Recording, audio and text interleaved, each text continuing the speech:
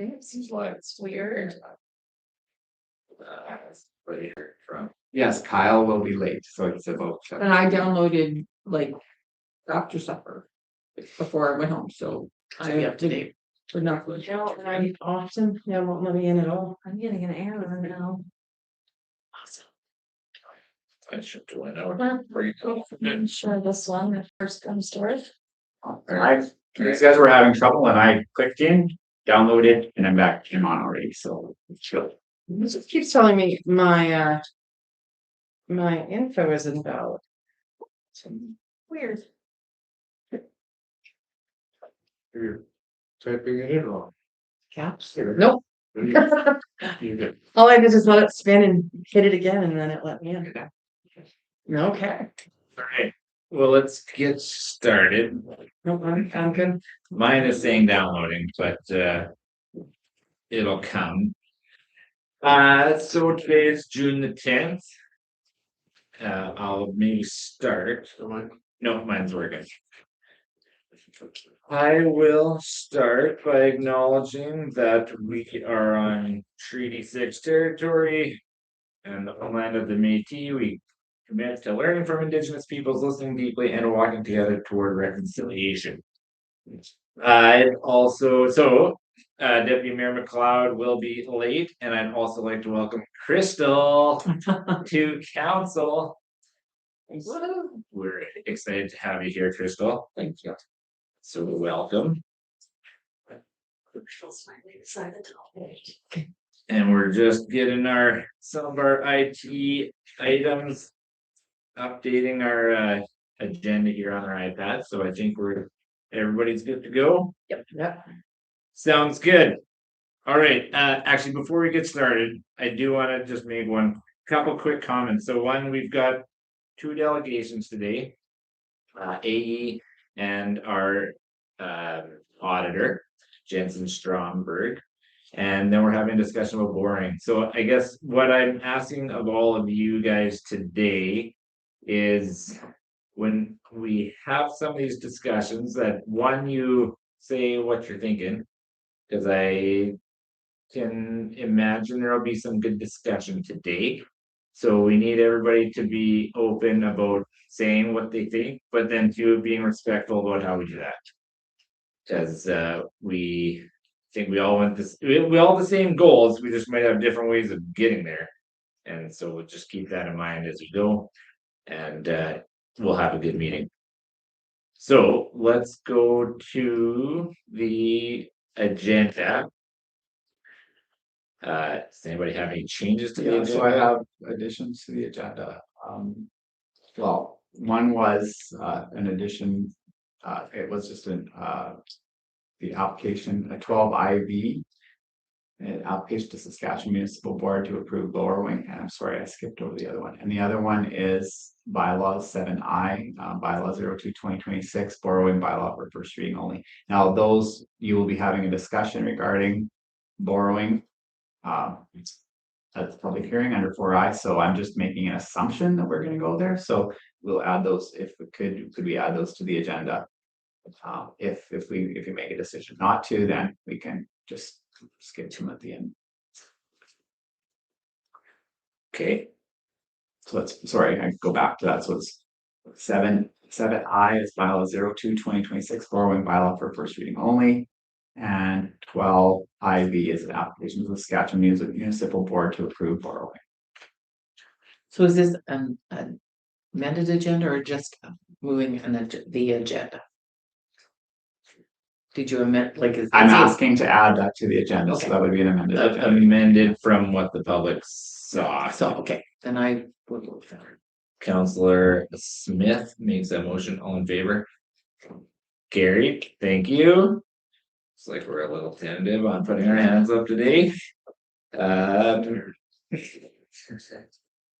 go to the consent agenda. So there's some minutes in there. The RCMP report from last week. Library looks like they're up with some good stuff. That's nice to see. It's kind of moving along there. I do appreciate that our staff are trying to incorporate some graphs. Color, everything. Yeah. there's one graph that I think we could maybe talk about a secondary y-axis, but that's all right. The information is still there off to the side, so that's good. I'm pretty sure our staff working on that. Anything else that anybody has in the consent agenda? Payments, accounts? I actually had a question about our list of accounts for approval. Favorite. Okay, just maybe forgive my ignorance in this area. We have credit card purchases on here. And I'm just wondering if there's ever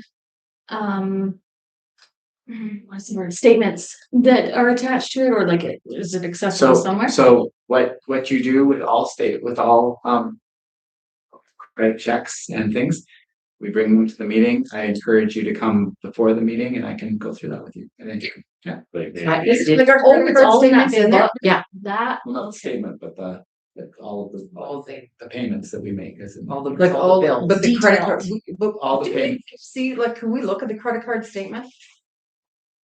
Yeah. like all of this, all of our accounts But are it's got all, detailed in yes, that it big counts, book. so all the payments that we make are on here, so Yeah. they're for you at any time. Okay, okay. That's you know, that's true, like, I never really thought about that as a, Yeah, all of. cause all we the all payments just we- get the The total amount. total amount. But we But- bring this to every meeting, Right. which you can look at at any time. Yeah, I Yeah, guess it's I in just there. And didn't I realize did that look was at it for all of before the us to go It through as is, well. yeah, it is, that's why I bring it to every The meeting. biggest group on there is to do with the tent for the Prairie Festival or for the, Those things are expensive. yeah, it was. Yeah. It's It's just a rental. expensive to rent. Just a Yes, rental. yeah, So yes, here it is. This is the backside of it, if you wanna check it out after. yeah, no, all of the accounts, that's good to know, yeah. Yeah, no, so certainly, yeah, and it would be preferable that you come in before the meeting and say, and Okay, take a look at anything and ask questions, asking questions would be great. Yeah. good, thank you. That's why we do.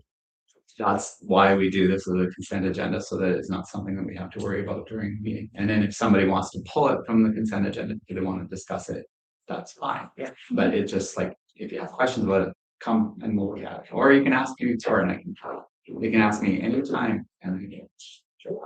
Gotcha, thank you. Actually, I just had a question, but was the big tire repair damage not told? That one kind of. Yeah, so it was on, Sorry. yeah, well, me as well. Yeah. So I did actually, I looked at that and kind of thought that was strange, so I asked some questions. So, yeah, there, I think, I don't know if all council is aware, but so we have, when there's metal or any kind of a post that's in the ground that has been put there for a number of reasons in the past, for signs or anything like that. Winter, summer, shifts and the ground wants to get rid of stuff that's inside of it, right? So we try to keep track of posts that are coming out of the ground, and some of them are sharp and we cut them off and we try to pound them back in. But yeah, there was a post that it came out of the ground at the near the or in the Veterans Memorial Park, and that person post about this big, but a person drove over it. So we hadn't got to it in time to eliminate it, so and the person, and it really slashed their tires, so yeah, so we Luke made that decision. He's totally capable of making those kinds of decisions, and made the decision to reimburse the person for the tire. I'm gonna share, I wouldn't have. So that's that is his decision, but I felt that but I didn't deal with the person and didn't talk to them, but I didn't feel that it's something that we should be worrying about, but he made that decision and that's okay. I support his decision. I was all just. Yeah, no, I'm happy you brought it up because I actually saw that and went, what the heck? Myself, so. There's a line in there for red shale. I'm assuming that's ball diamonds. Okay. And is that all? So I don't know. Okay. So that's part of the reason. Good. It is shale for ball dams, absolutely. I don't approve all of these payments, right? So these are things why it's really important. And I'm gonna just be a little bit of a jackass here because you guys have had this agenda for quite a while. So please reach out before so I can actually have the answers for your questions so that, and it would be great if I could have those questions before instead of during the meeting like we're having right now. But yes, sorry, sorry, you were the last, hopefully the last person to ask. a Yeah, question. and if you email Kevin, he'll reply. I will reply all. You did for sure. Okay, Mine was minor, so. Yeah, no, and it's all good. I'm just trying to speed this thing up a little bit. So. okay, anybody, if, assuming there's no other, welcome to Deputy Mayor McLeod. So we're just wrapping up the consent agenda here. If there's nothing else, would somebody like to make a motion to approve the consent agenda? Do that. Counselor Bruce makes that motion, all in favor? Carried, thank you. Okay. Is anybody offended if we skip the public hearing and go to the delegation? Yeah, and the public hearing wasn't set for a specific time, so it's just any time during. So, and yeah, and Associated Engineering is here now. Okay, well, let's go to our first delegation of the day. Jason, can you hear us? I can hear you. Can you hear me? We can hear you. Are you bringing any friends to this party or are you? I'm solo. You're solo. Okay, and are you ready to go? I sure am. Yeah, and I can't remember how to share my screen. no, I have to allow you to do this, so just give me 1 second. And then just so you are aware, like you can't see us. I'm sorry about that. We just this way things go some days. Just give me a second and I will allow you Can to. you see me? We can see You can't see you. me. We can see you. Yeah, we can see you. Okay. Well, that's scary. Sorry. That's all right. Hey, Jason, before we get started, I'll give you a little bit of background and some time to think about a particular question that I think will come up. You don't have to answer it right now, but we've just gone through budget and we're going to be talking about borrowing later today. And I think this council, we've borrowed to take on some opportunities. And now we know that this is a priority, but it's also a relatively large dollar figure. We're not going to shoot the messenger, and hopefully it doesn't feel like that during our discussion.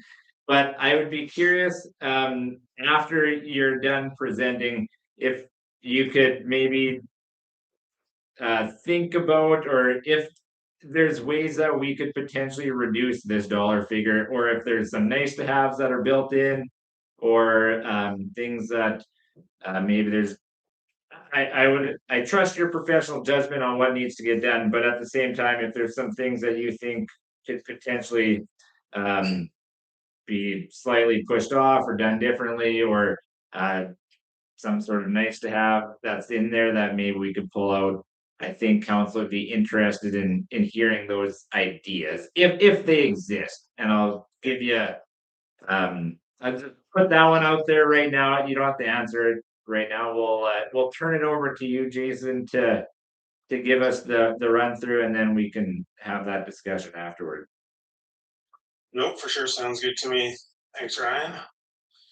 I should be pulling my screen up now. If you can let me know when you can see it. Yeah, we're here. We're there. Yeah. We'll want to make it a little larger though. I'll start zooming into the kind of parts as we get down to it. Drawing one is essentially just a key plan, I guess. I'm pretty sure, did everybody have a chance to review drawings? Probably not the contract documents, but obviously the cost estimate. Yeah, we've seen the cost estimate and the drawings. But the track's kind of more just on the specs and everything, so less important than the work that's actually kind of getting done. So from a civil perspective, a lot of this outside work is being done to essentially accommodate the temporary works that'll be required. The raw water pump house as a whole will not have water coming into it, which is why a lot of these exterior modifications are taking place. There's going to be a new clean out manhole with the intent to provide the raw water, town of Outlook with raw water using this connection and a temporary pump that would be placed into the existing intake manhole. It's kind of the intent primarily behind a lot of the civil works. We were trying to reuse as many of the pipe penetrations as possible, not to poke new holes in the slab. But as we'll see when we get to the structural drawings, we're adding columns to support the new platforms. And those kind of lined up right where the existing penetrations were. And if we place those columns anywhere else, it would start impacting the pumps, piping, and things weren't fitting anymore. So we just about new holes in the wall. Part of the other reason came out this way was not to start digging around this SAS power guide wire as much. Otherwise, it's really just tying into the existing pipes to accommodate the temporary works, trying to bring it back as far away as possible. So we don't start dealing with that SAS power service, which will still be feeding temporary pumps for the duration of construction.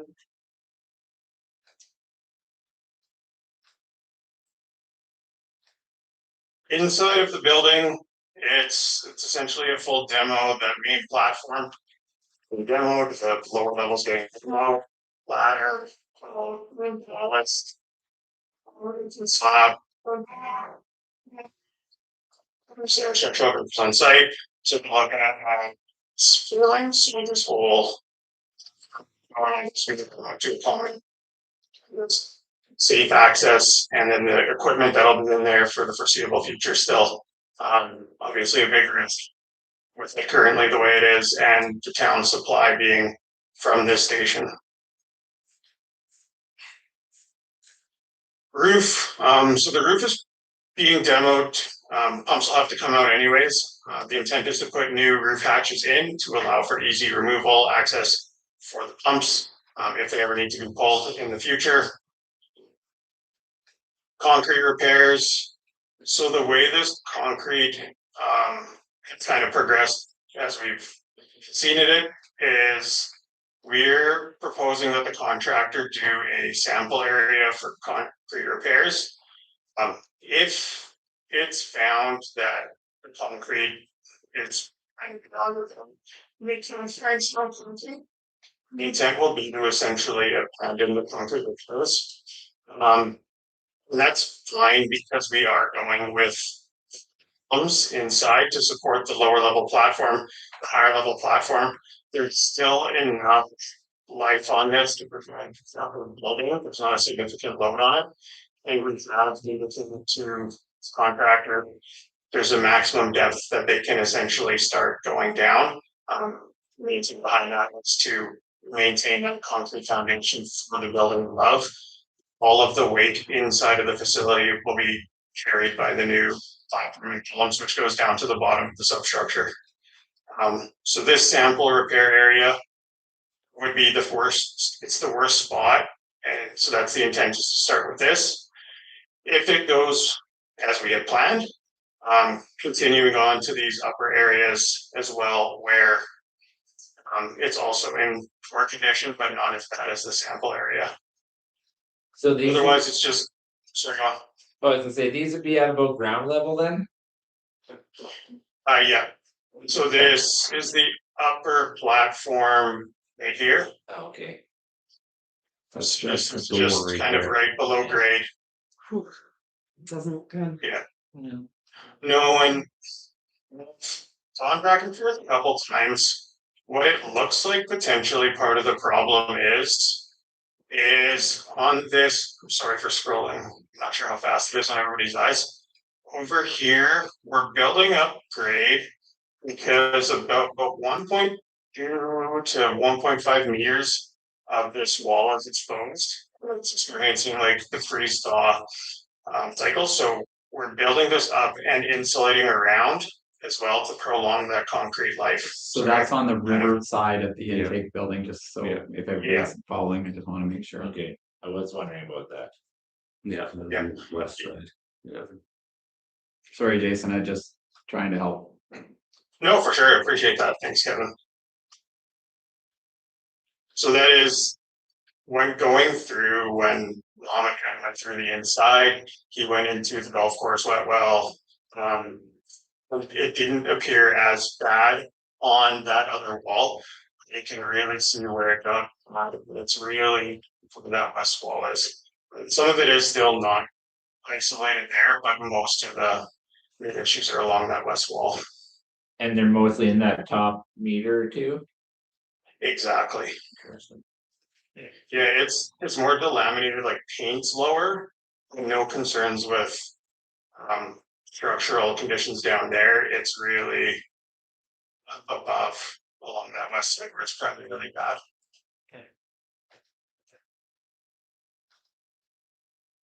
I guess this is the proposed new layout for the facility. Columns will be placed in the corner on the bottom level. They will extend all the way up. They will support this lower level platform. New ladder, new grading, new piping to accommodate. This is where one of the existing pipes goes out. This is where a new one will go out with a new thrust block on the outside of concrete. Really just trying to reduce the facility as well. Trying to limit it as much as possible. I'm not going to be able to get away from it. But trying to get away from it as much as possible. And then pumps. And then this is the upper level. Not really much changing here. The intent was to match all of the pumps and piping and layout as close as possible. On the roof plan, we did see 2 hatches to allow pump level if they ever need to be serviced or replaced in the future.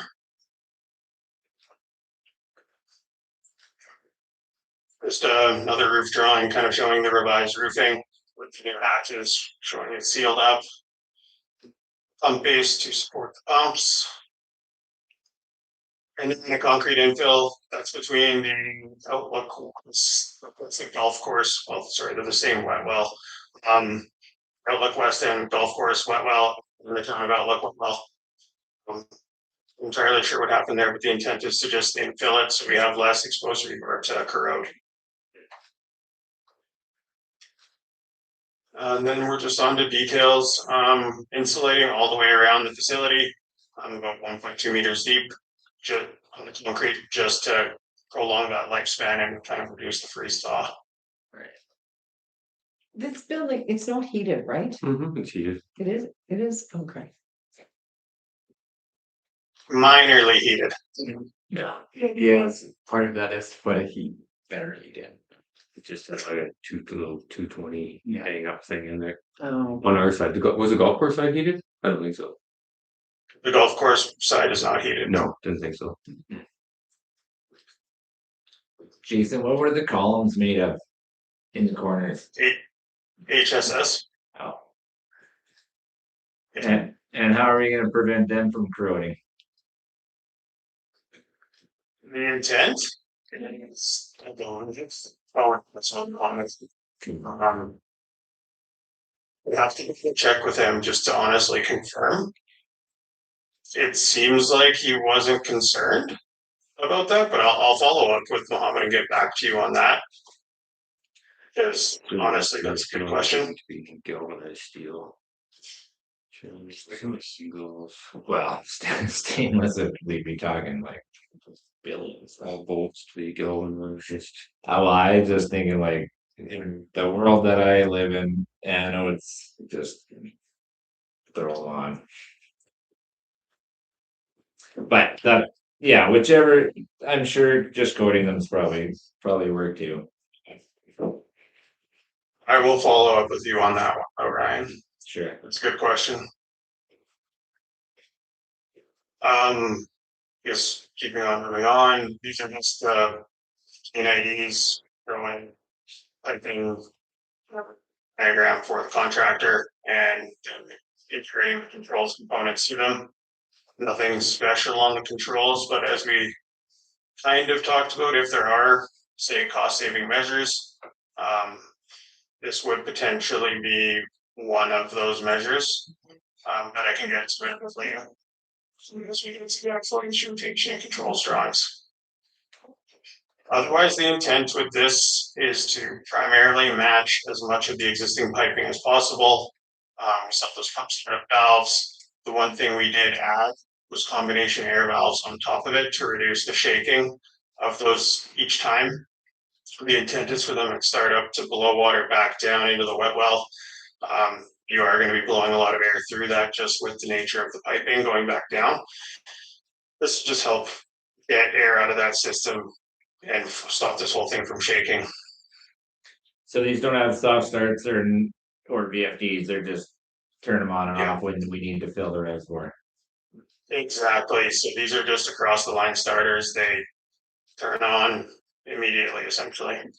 But like this, it would go into the raw water reservoir though, in the pump or in the treatment plant, right? It's no raw water reservoir plant. So this essentially goes straight up to the flocculators. It comes in the raw water line, goes into the flocculators. Which is just kind of your mixing bed pieces for chemical there. Do these cycle a lot? The intent is no. Typically, it would be like it starts a day. Depends on backwashing. They cycle more if there's washing occurring. Just say you backwash 10 o'clock. The system's going to be running before that. Turn it off. Turn it on following it backwash when you go filter to waste. Then it would continue to run until it's no longer needed. In winter, it's not that big of a deal. In summer, it's also really not because they're continuously running for the most part. Okay, so I guess what I was getting at is we're not gonna extend the life of the pump significantly by putting some other form of starter on them. Because No, exactly. okay, Yeah, we're not really concerned with like a lot of sprinkling on these. They're not huge pumps by any means. So being increasing the costs for the pumps. And we already have 1 0 too many.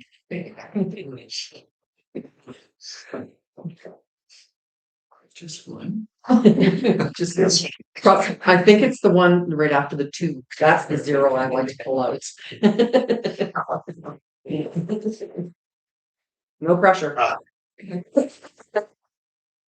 See what we can do. Yeah, don't hear me cowering with that. that's why we like you. This is just the piping demo plan. I'd love to say that we could remove the piping from the scope. I don't honestly think we can the moment we start breaking this pipe to do the rest of the demo. I don't see how it goes back together.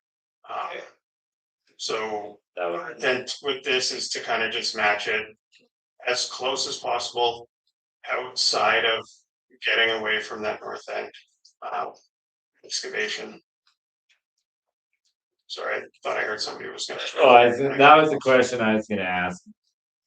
But I can appreciate too that it's hard to cut those and put them back. You save your time on cutting them and getting them out of there. Yeah, and like you have to remove all of the piping and everything anyways.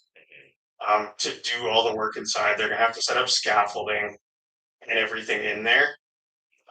To accommodate the work, since we're going all the way to the bottom, and then we're gonna have an intermediate level that they have to prepare.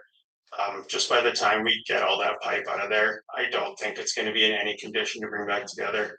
I don't know if you remember seeing those old photos, but the flanges are pretty corroded on. Okay. This is kind of just our layout. One thing is there's an electric unit heater.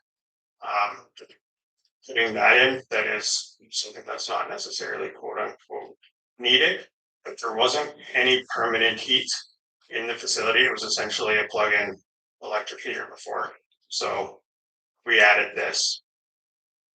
But that, I guess, nothing's frozen before.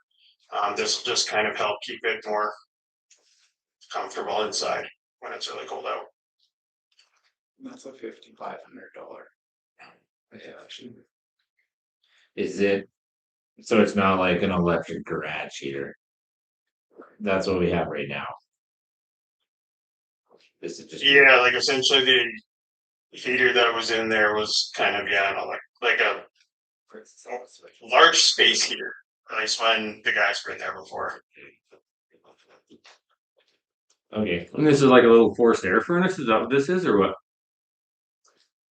It's literally kind of the same thing that's in my garage. It's just a electric unit here.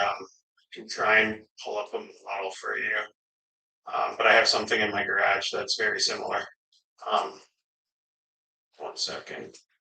There's no really real forced air on it. It's just got fins pointing down, really.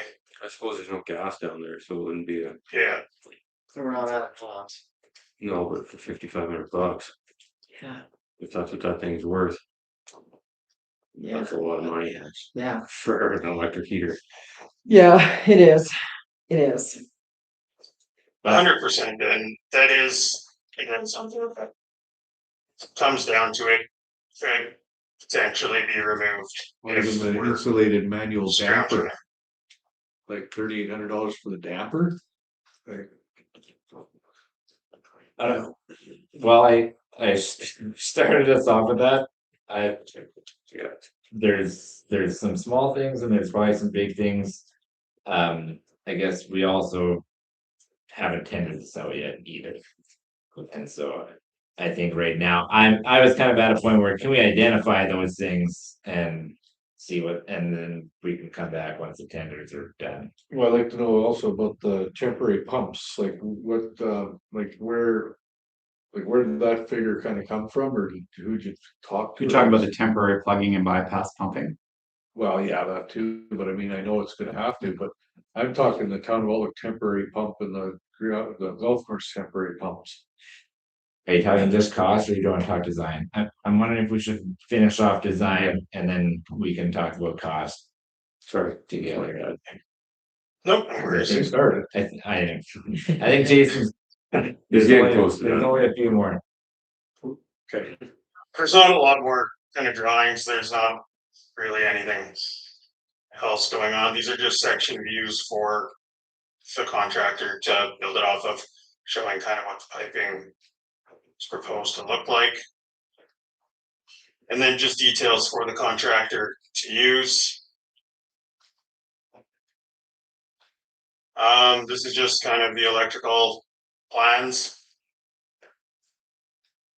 Demo work that's being done. So this is an existing level switch that's down there just to show. That's the flood switch from the raw water line. It's the leak detection essentially from that. So just replacing that when this thing gets removed. Your suggestion replacing it with a new one. Yeah. Gotcha.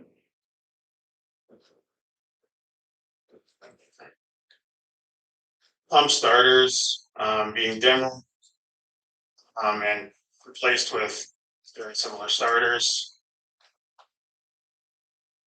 Demo existing controls for those.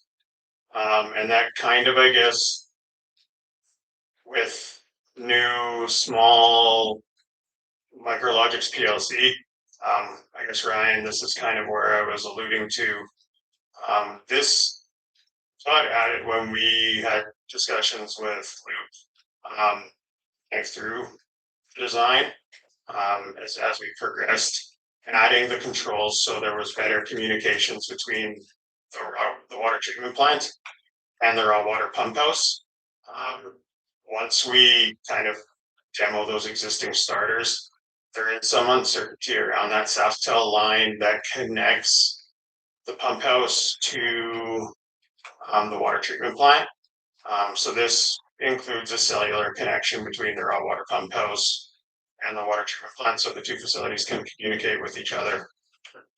I think this would be the biggest ticket item that could probably reasonably be removed if desired.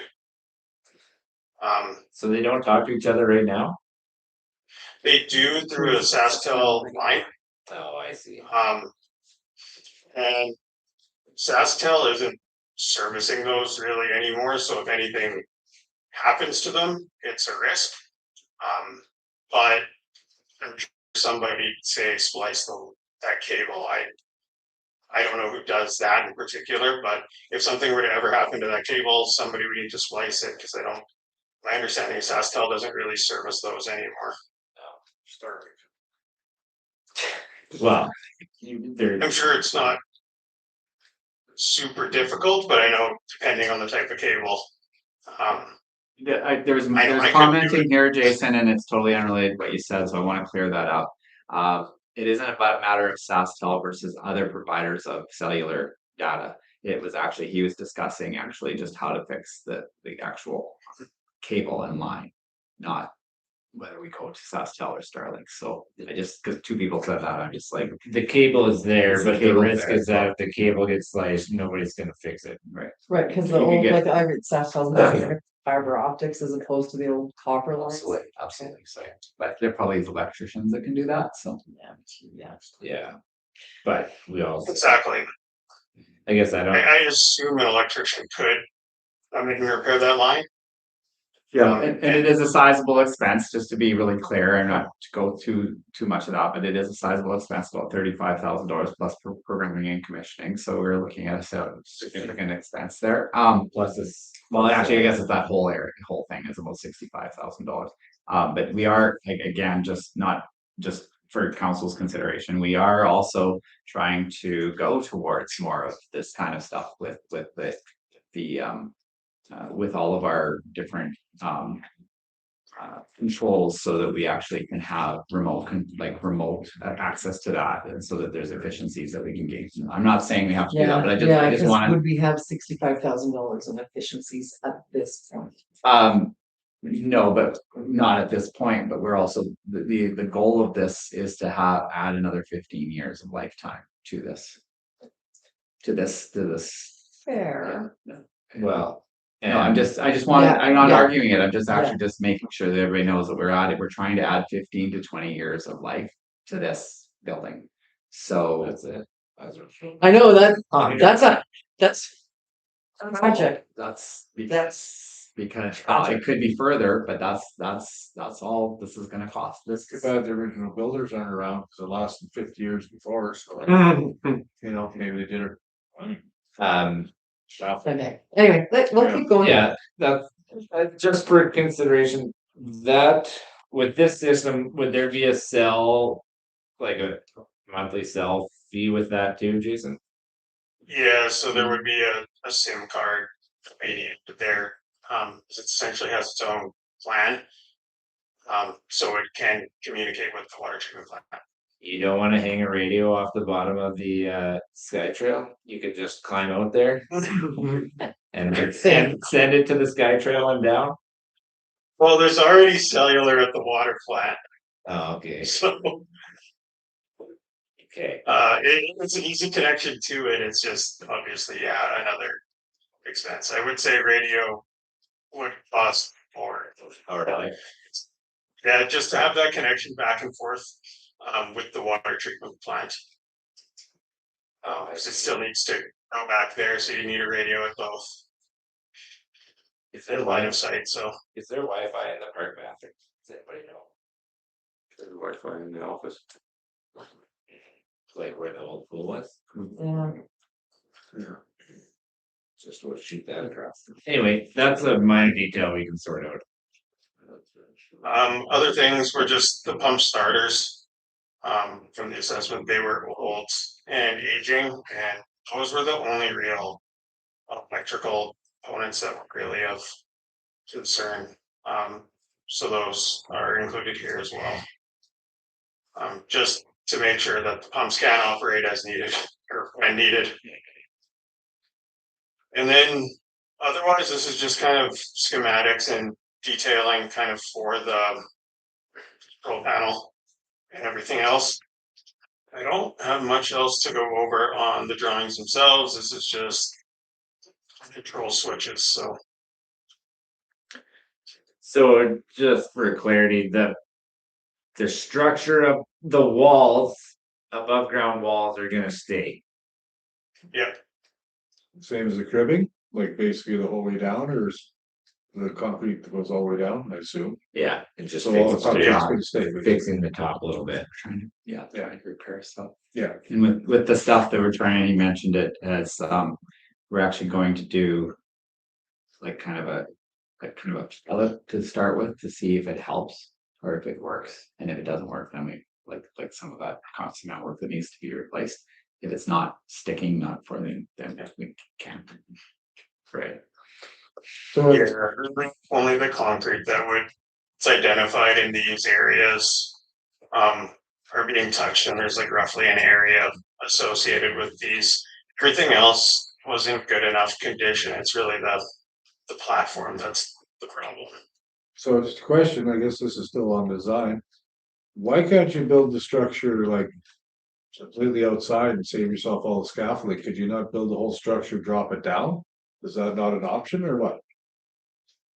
Maybe it's not, I don't know. Sorry, my fault. Or did you hear me?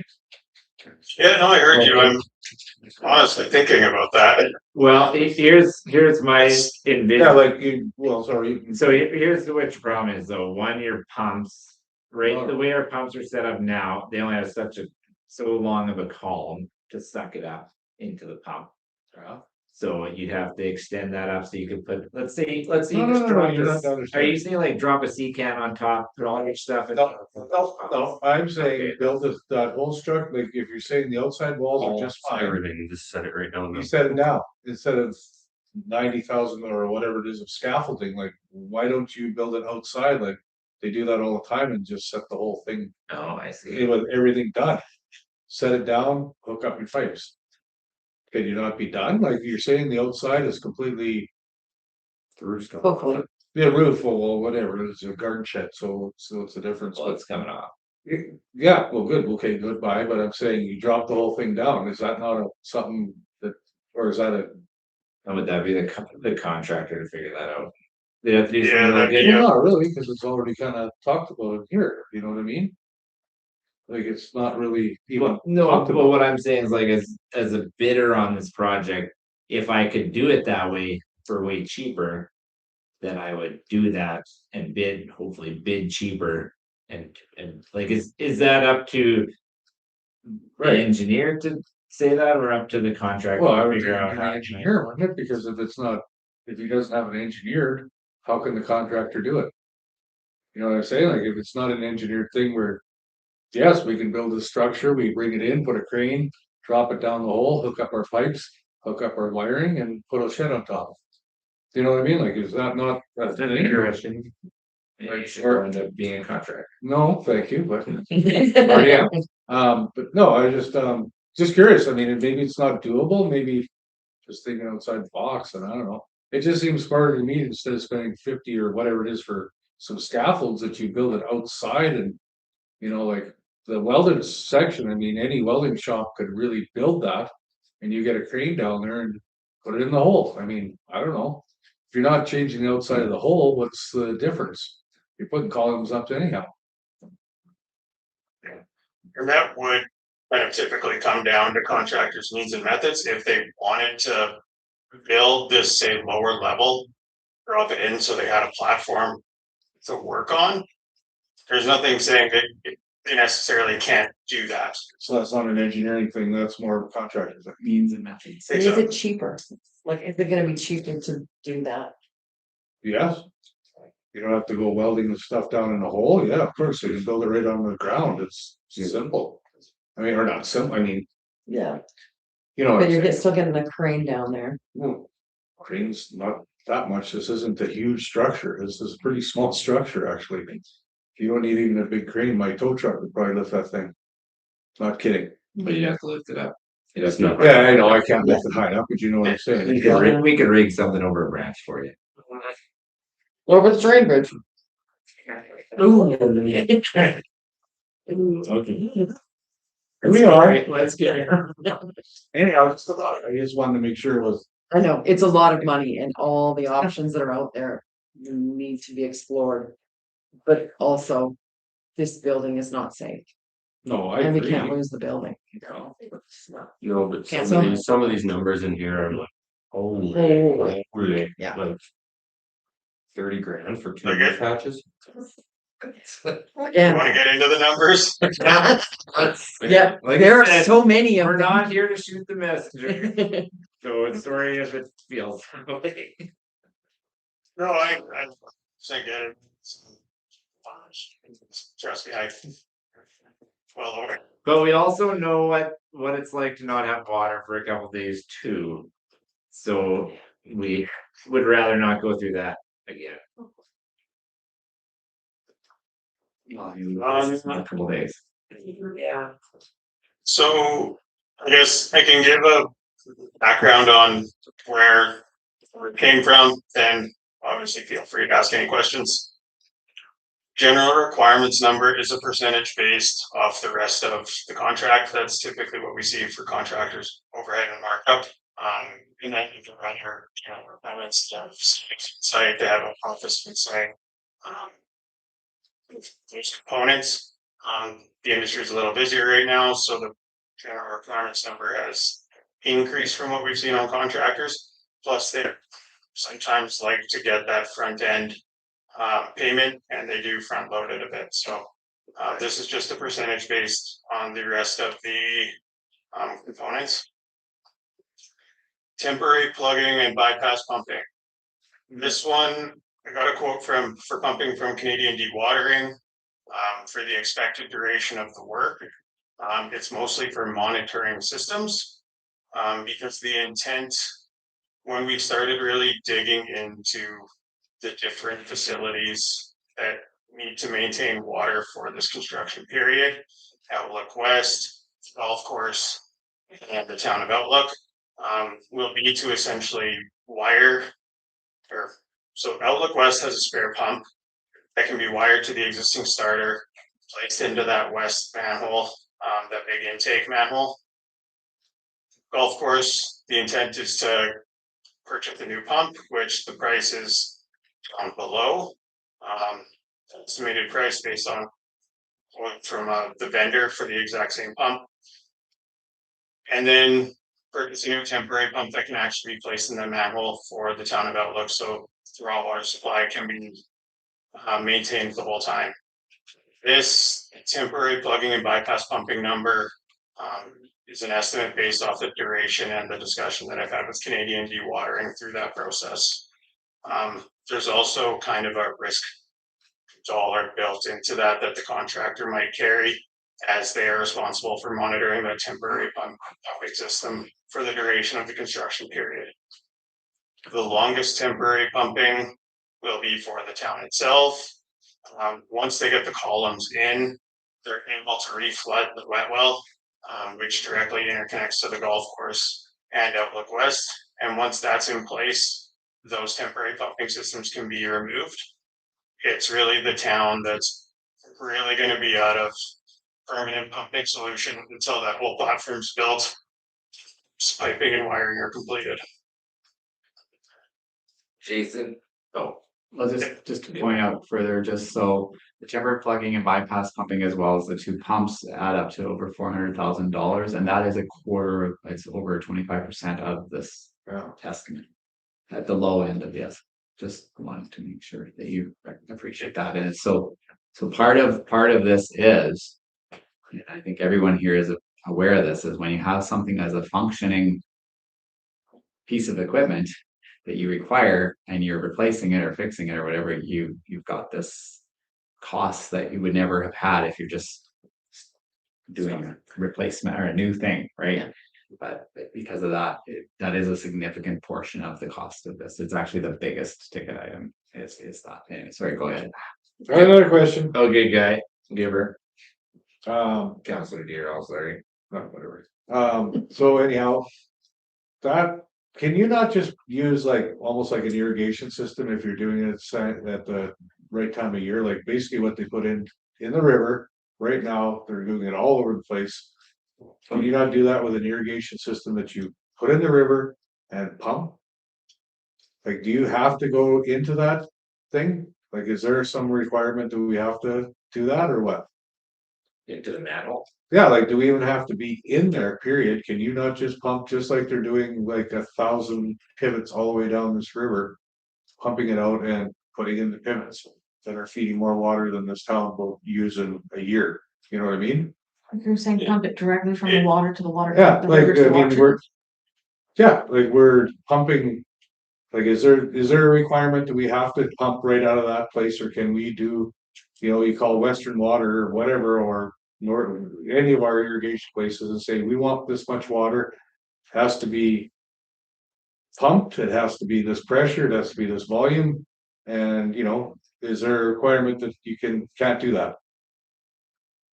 No, as long as it's screened, there's no reason why that can't be done. So we don't necessarily have to pump right out of there, we could put basically what they're using to, water a section pivot with.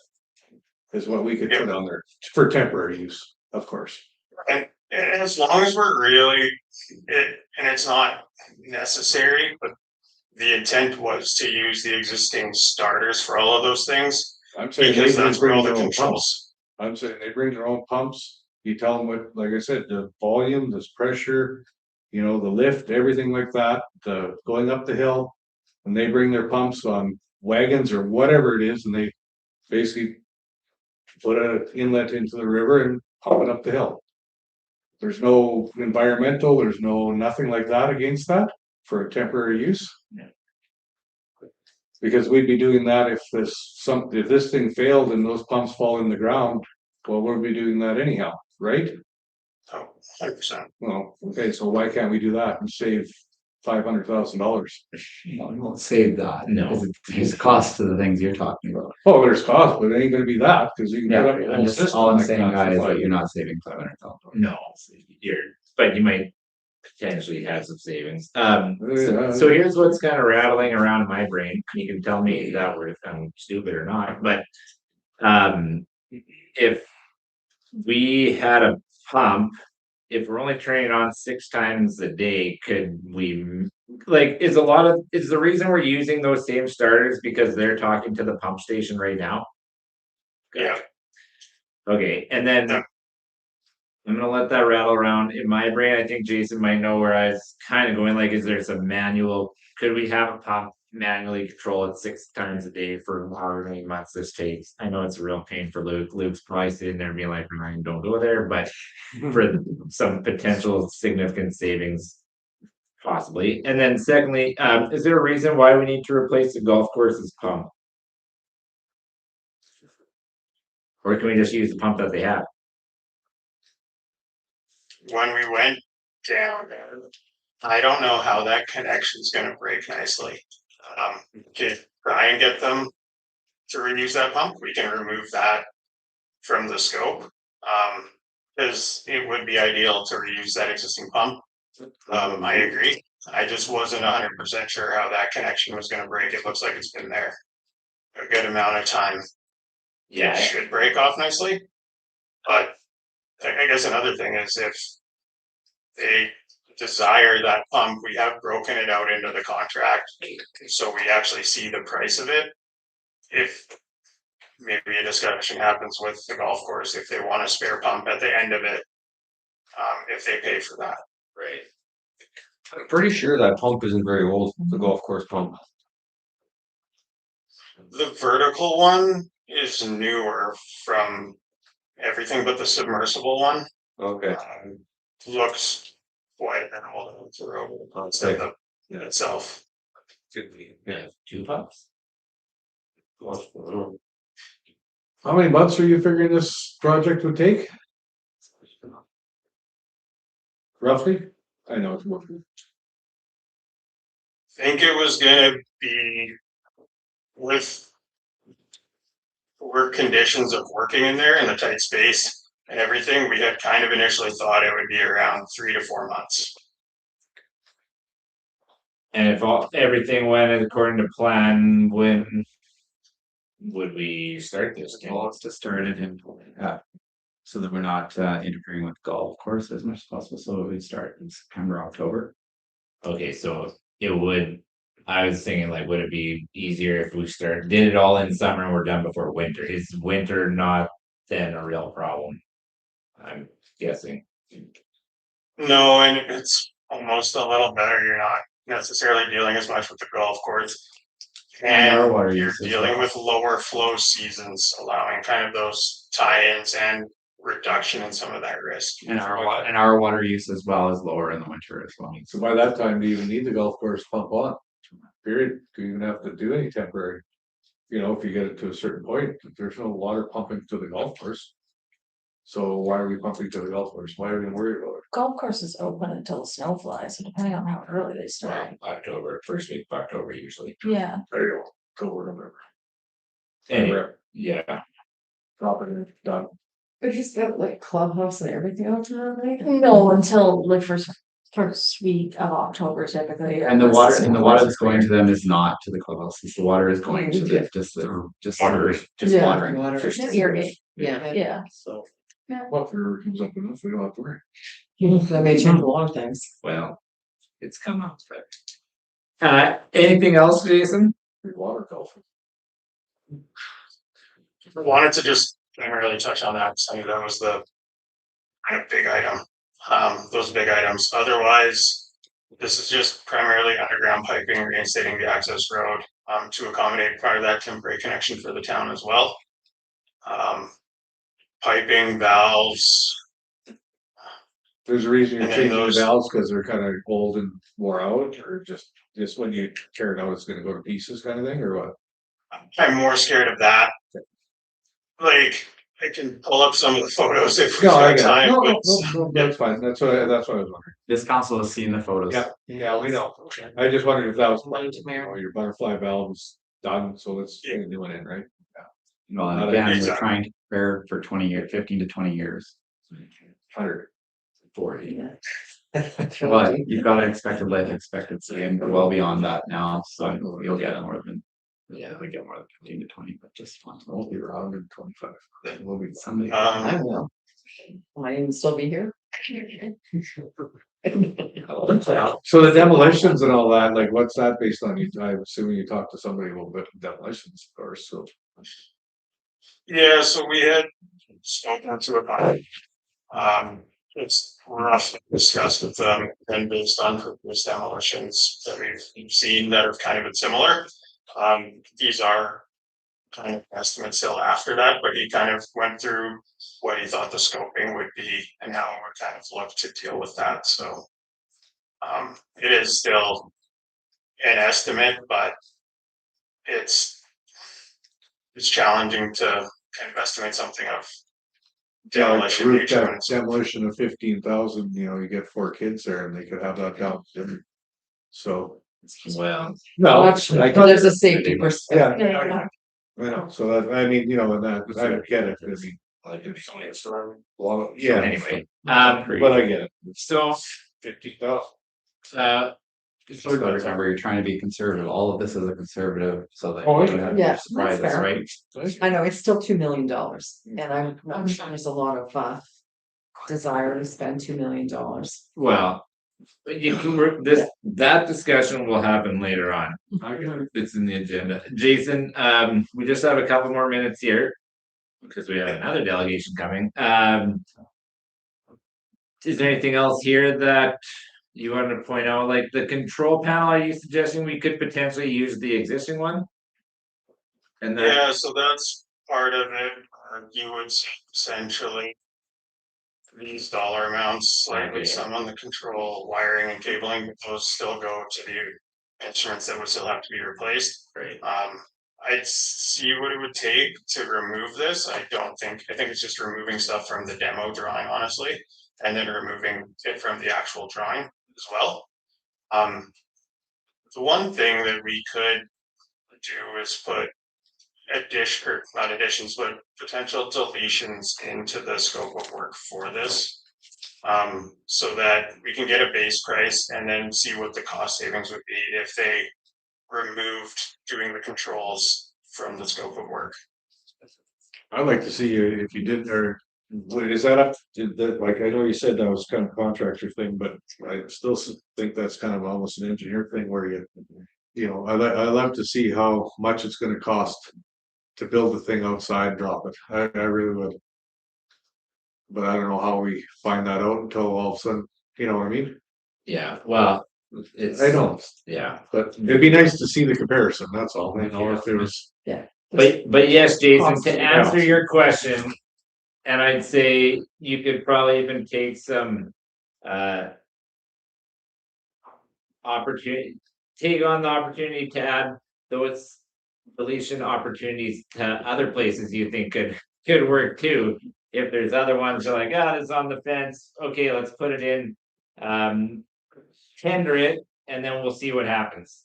And we can, at the end of the day, I think council understands that the stuff in that pump station is ready to fall in at any moment. And that this is a critical thing that we need to do. Just how can we try to be as fiscally responsible with it, and maybe there's some things too, like the control system, maybe that's something we could do next year. Like control systems aren't that hard to upgrade. Those are things No, we could do, that's- so. That's easy to incorporate after the fact. If the key was kind of to get this up and safe to access again, really. So if it needs to, if something happens in the future, that is something that could be done in the future, like you're saying. Okay, well, I see Jared, our auditor, is here. So Jason, if there's nothing else, we really appreciate your time. I know that I've got a better understanding of this whole project now that we've chatted, and I appreciate you coming in and letting us grill you for the last 45 minutes. It's been helpful. Always appreciate. next time we'll do okay now. So, yeah, I think we've got some more discussion on this later in the agenda, and then Kevin will reach out and let you know how we're proceeding. Sounds good. I appreciate everybody taking the time to chat with me tonight. Sounds good. Have a good night, Jason. Thanks, Jason. Thanks, everyone. Now, Kevin, can you? Oh. You have Oh, to, don't you here's have to the- take the control back? Yeah. You missed your chance. But if you just open it up, it should work. He was making I guess admin. we should have, I should have asked him to give us back the hosting rights, or give them straight to Jason, or Jared, I mean, before signing out. Oh, well, you win some, you lose some. No, I'm just having trouble with that, where you struggle to build down in a hole when you could build everything out on the ground. It just makes absolutely no sense to me at all. You could have everything built and drop. It's an interesting idea. Oh, yeah, I mean, it's, There's a lot of cost saving in there, well, of course, I a mean, lot. anyone can build Well, up. It's going down that hole is not Well, I mean, easy. $15,000 to take the roof off. Right. Yeah, Again, this is a post-design It's just- yeah. estimate, it's I not get it. But I think those are fair questions. 100%, but I'm not arguing that, Sharon, I hope you understand that, I'm just actually just making, like, before we panic that that's the cost. Like, that isn't the cost today, but it is the estimate. Well, and But when that's the engineer cost, It could be higher. tell me every time that it's come in cheaper. 100%, I get that, one I time just. I did it. Well, even the temporary pumping, I mean, my goodness sakes, we pump all day, every day from this river. And if we're going temporary, why do we have to spend 400,000? Well, that's like Ryan said, those controls are telling our water I'd treatment rather plant have is the telling guy- that when to pump. Yeah, I'd rather have a So guy down there with if a somebody's truck. not sitting there 24/7 That's cheaper. waiting for that thing to go Except if it's only 6, that's what I was getting at. If it's only 6 times a day, can we just? Yeah, but what times of the day are you gonna go pump? It sounds like it's whenever those guys tell it.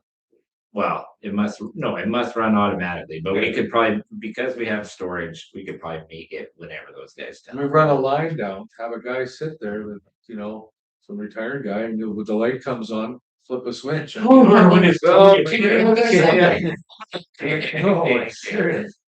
Goodness. Hi, Jared, can you hear us? Rocket science. Can you hear me? We can hear you great. I don't think you can see us. Sorry about that. If you really want a slightly delayed reaction, you can open up YouTube on your phone and you can watch YouTube live and you'd be able to see us, but you'd be a few seconds behind probably. There'd be a So lot less That's all seats. good. I believe you guys are all looking fine tonight.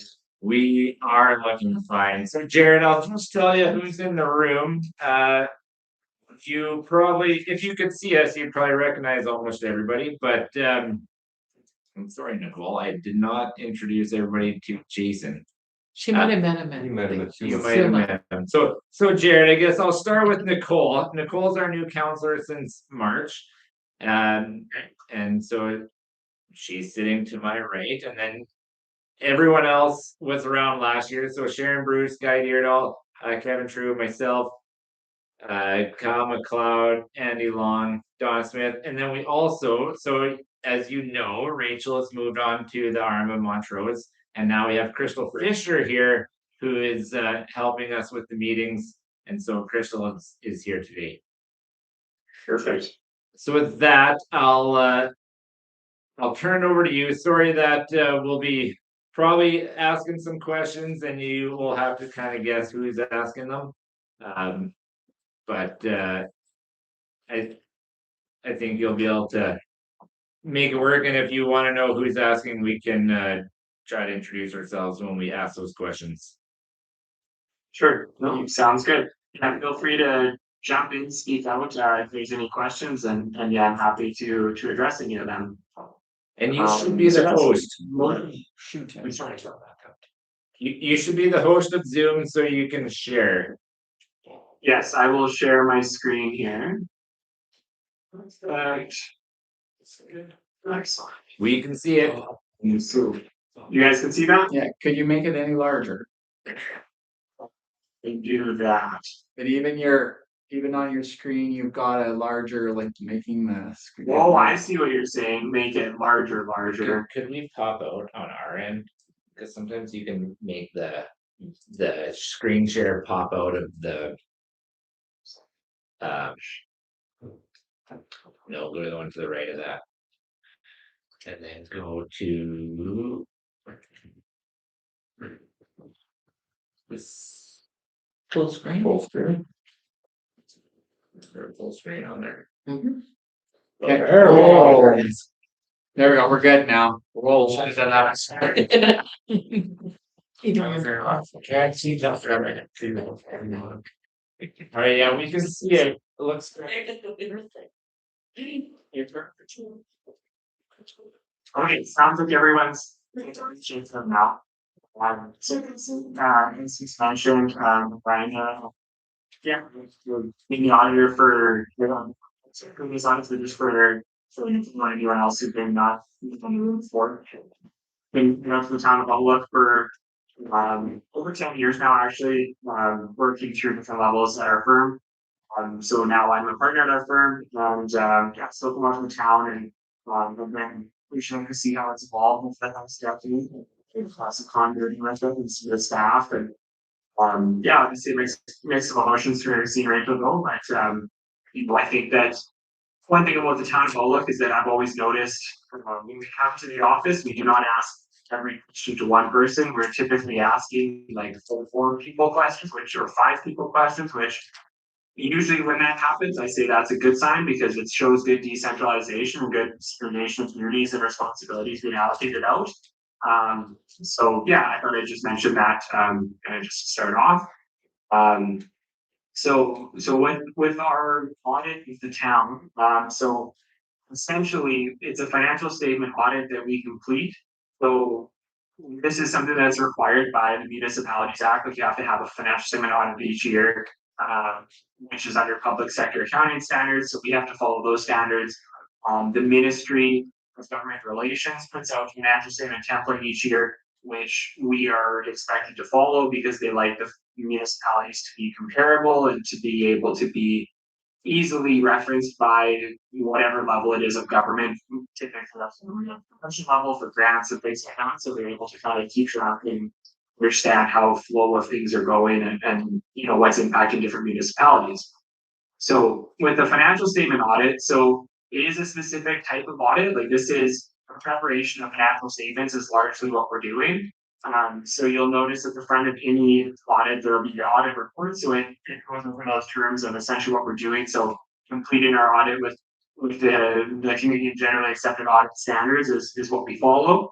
And then the type of accounting standards are those kind of Canadian public sector accounting standards. So organizations that would follow that would be like pensions or like water pipelines, irrigation districts, things like that. Oftentimes will be public sector, might be not for profit as well.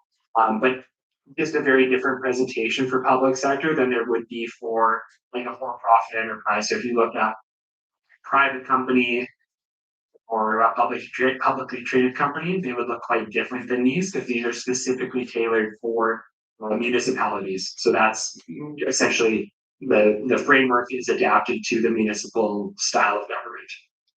So with this type of audit, we're working through the balances and we're ensuring that balances are reasonably free from material error, whether that's intentional, accidental, due to fraud, or whatever it is. So we establish risk and go through and know what we would consider to be risky, and we perform different procedures on balances and that to get assurance over the numbers to the point where we feel that we are either happy or not happy with those statements. In the last 10 years plus that as long as I've worked with the town, we've always had an unqualified opinion on the statements, which would be where we are saying the statements are free from that material error, whether it be due to fraud or misstatement, similar intentional. So consistent with prior years, we do have a clean audit opinion, we call it, so it's unqualified. So no change from that from the past, which is good to see. So we're happy with where everything is for the end of the year. We don't want to confuse what we do with like a value for money audit or a service audit or anything like that.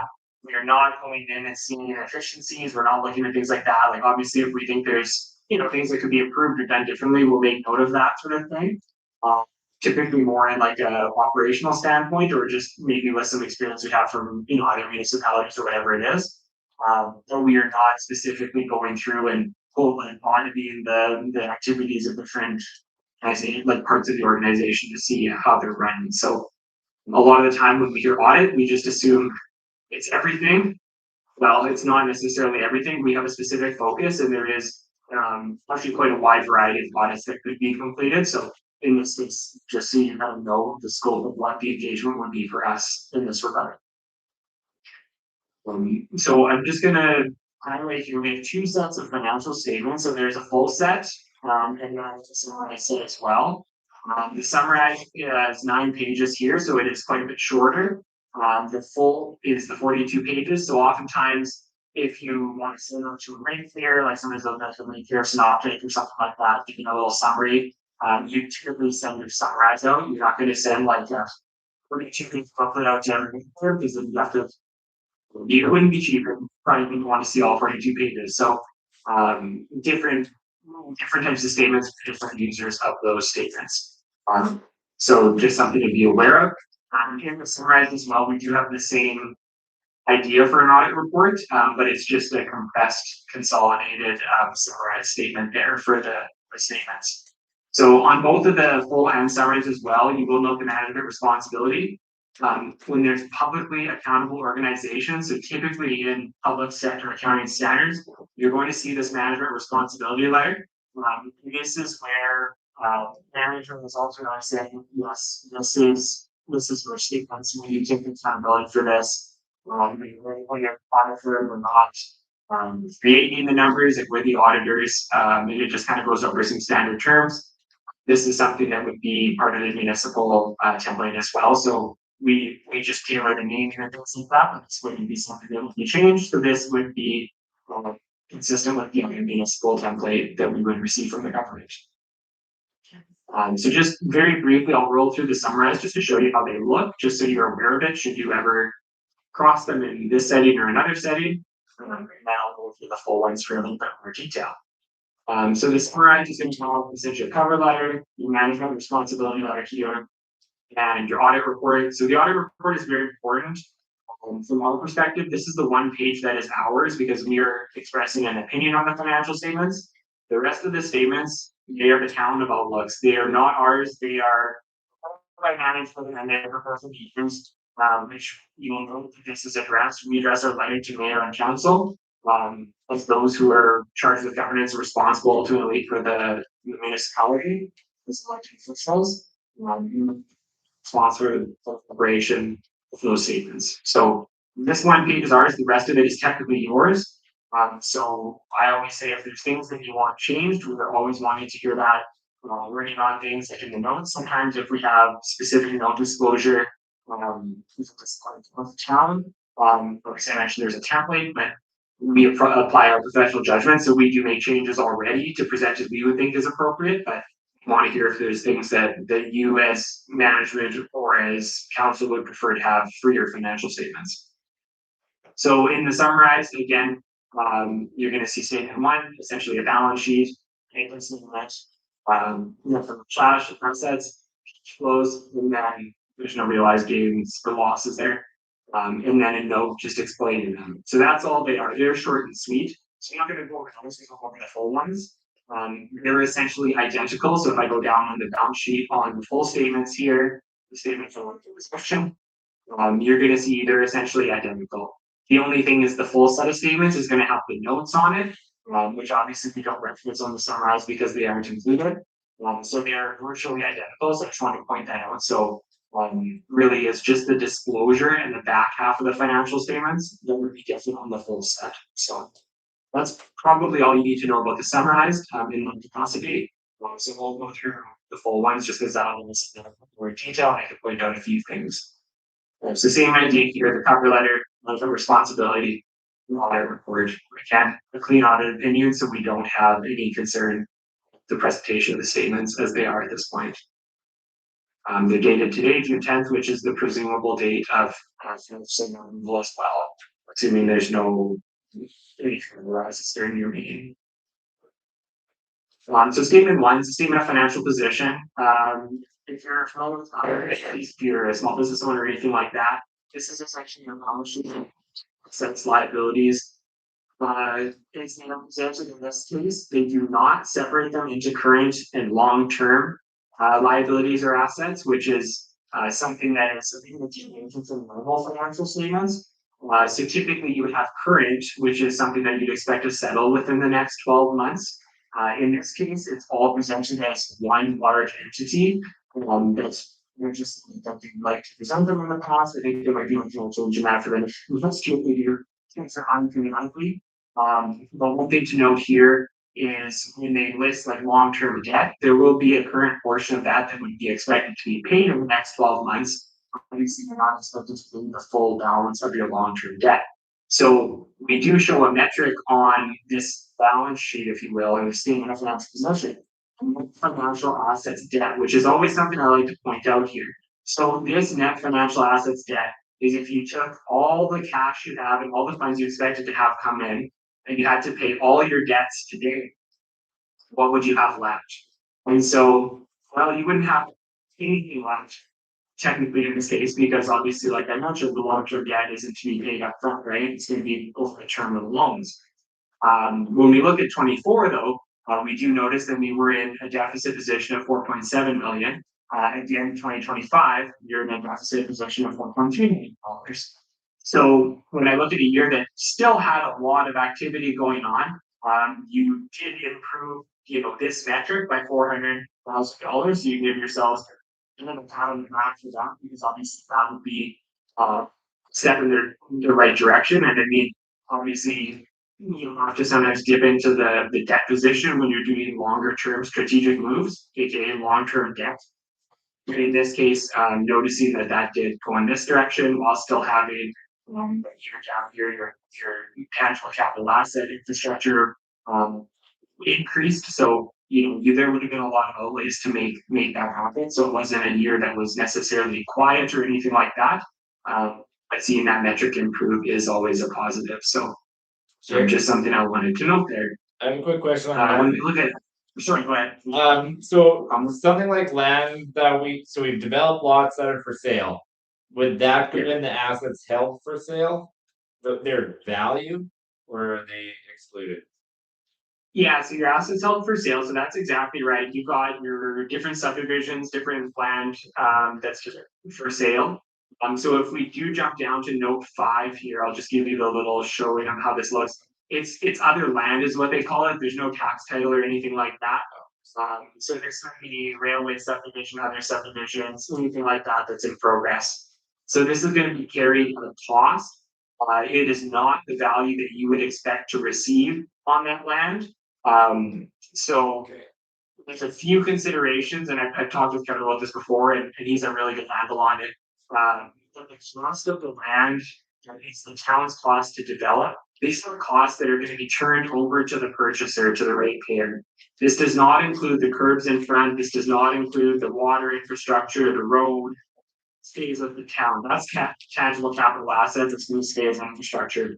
This is the piece that when you have a sale, we're turning those costs over. So whether it's servicing, like the subdividing costs, like whatever it is, these are the dirt work, any costs that are attributable to that development are going to be ultimately turned over. They go into this cost. So we have not assessed any allowance on this. So if there was an allowance here, that would be where we'd be saying like, hey, you put this money into these lots, but you know, if you put 50 grand into a lot and sell it for $10,000, and that's a consistent theme we're seeing, we wouldn't have much confidence if you're going to get that much money for those lots. So in this case, if I come up to here, I can see your land sale. So I can see in 2025 you had a gain of $213,000 on your land sale. So 24, it was about $11,000, and 25 it was about 213.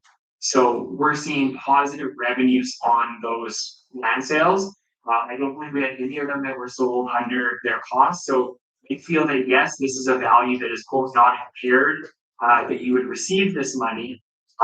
Again, just the matter of the timing on when you're going to receive it is the only question mark you would have.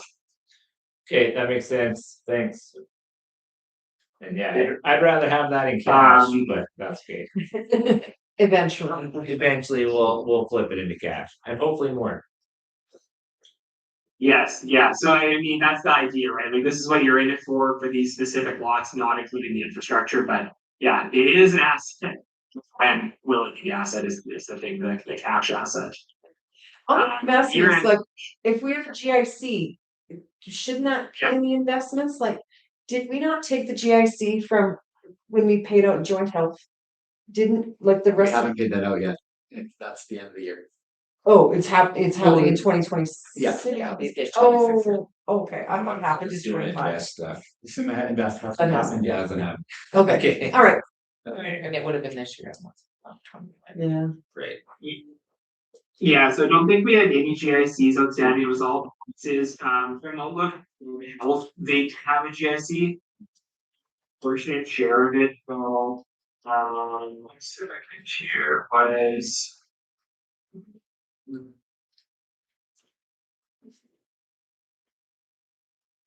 Yeah, so we do show it's a long-term, we call it long-term receivable. So there's a small portion that they had actually. It was there and it was in that. Which I'll touch on in a second here. But you'll notice it in the long-term receivable, they had $14,000 of term deposits. That would be your 1/3 share of those balances. So that's where you would see, they changed the wording on this last year. The province did from long-term investments to long-term receivables. I don't think that makes sense, but they specifically requested that it be called back going forward. So that is like a long-term investment technically. But yes, I understand that the health committee is going to proportionally in 26, I believe, plan to return sets to the member municipalities. That's my understanding. That's my understanding as well. Good. Good. Cash position at the end of 25 as well, being up from 34,000 the year before to 429,000. Sometimes it can be the nuance of the cash flow, but we did also have some bank indebtedness at the end of 24 for 274. So again, that bottom line improving is good to see. Most of the other balances, like other receivables, I'll touch a little bit later, but we had a large amount from the ISA for the water treatment plant that was receivable at the end of 24. So that's why that account is largely down. Accounts payable again had some accrued payables relating to that project, which was then wrapped up. So payables being down this year would make sense. Other liabilities, this is that bridge financing for the fire hall. So this is the town's proportionate share. It's showed it as a cold under liability rather than long-term debt. We didn't want the two to kind of get intermingled or confused because I do think that there's an important distinction between the two of them. I'll touch on that a little bit later in the notes when we roll through those. They give a little bit more information. But just to note that if you're looking here, yes, $250,000 that was not there last year is on that line. So that is something that looks usual, I would say. So I just wanted to note that as well. Tangible capital assets had a decent amount of investment in it. So you can see that that has increased as well, not of any amortization for the year. So this is the balance sheet. This is an important one, like lenders, government, they want to look at this to assess little changes year over year. So this is a really important statement to look at. Are there any questions before I move on to the next page? Not seeing any, Jared. Hearing none, excellent. All right, statement 2.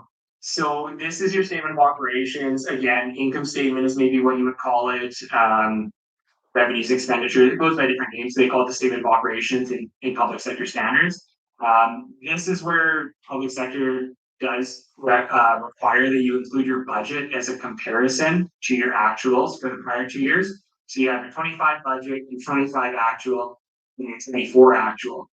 So this is important to look at because obviously budget is important. The town has been working, I understand, very hard in the past few years. I've seen, we're doing a linear budget, we're doing an amended budget to show material changes and get things to more of an actual once a little more information is known. So I think there's quite a responsible machine going on in that regard. So I am happy to see that. One thing that I will note is this is an accrual budget that we present on here. So this is not a cash budget. So sometimes we'll have a bit of a deviation in that regard from the budget that would have been ultimately initially moved by council. So we do a reconciliation, and again, I don't need to jump around, but you'll notice there is a budget note here. So you did not actually budget a $2 million surplus. You budgeted a net surplus of $100,000 is what it was. We do not show expenses though for the capital projects. That is a cash expenditure. So yes, it's money out of the bank. So when you look at the budget that was prepared, we'll call it like a quasi accrual cash budget because it's kind of trying to balance needs of council and administration to be responsible with the cash. At the same time, trying to tie into it, what are we actually spending on capital? What's going out the door? That sort of thing.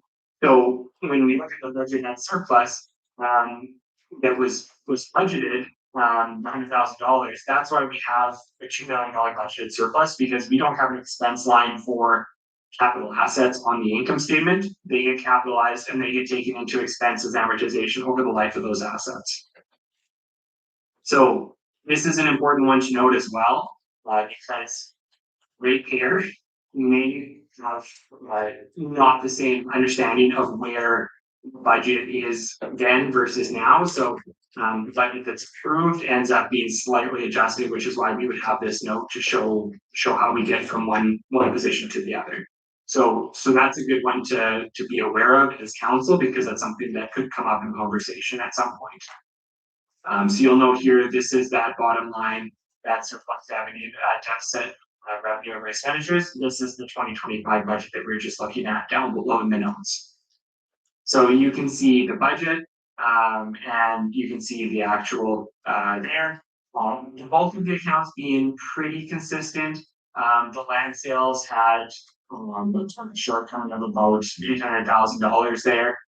We do not include the outlook health or care committee in the budgeting. We think that they're more of a distraction, honestly. when you think about the size of the town and the operations, I think it's cleaner like this. If you are wanting them to be included, we could always proportionally include the flavor going forward if that would make more sense to the town. Health So is specific. this gives the show information.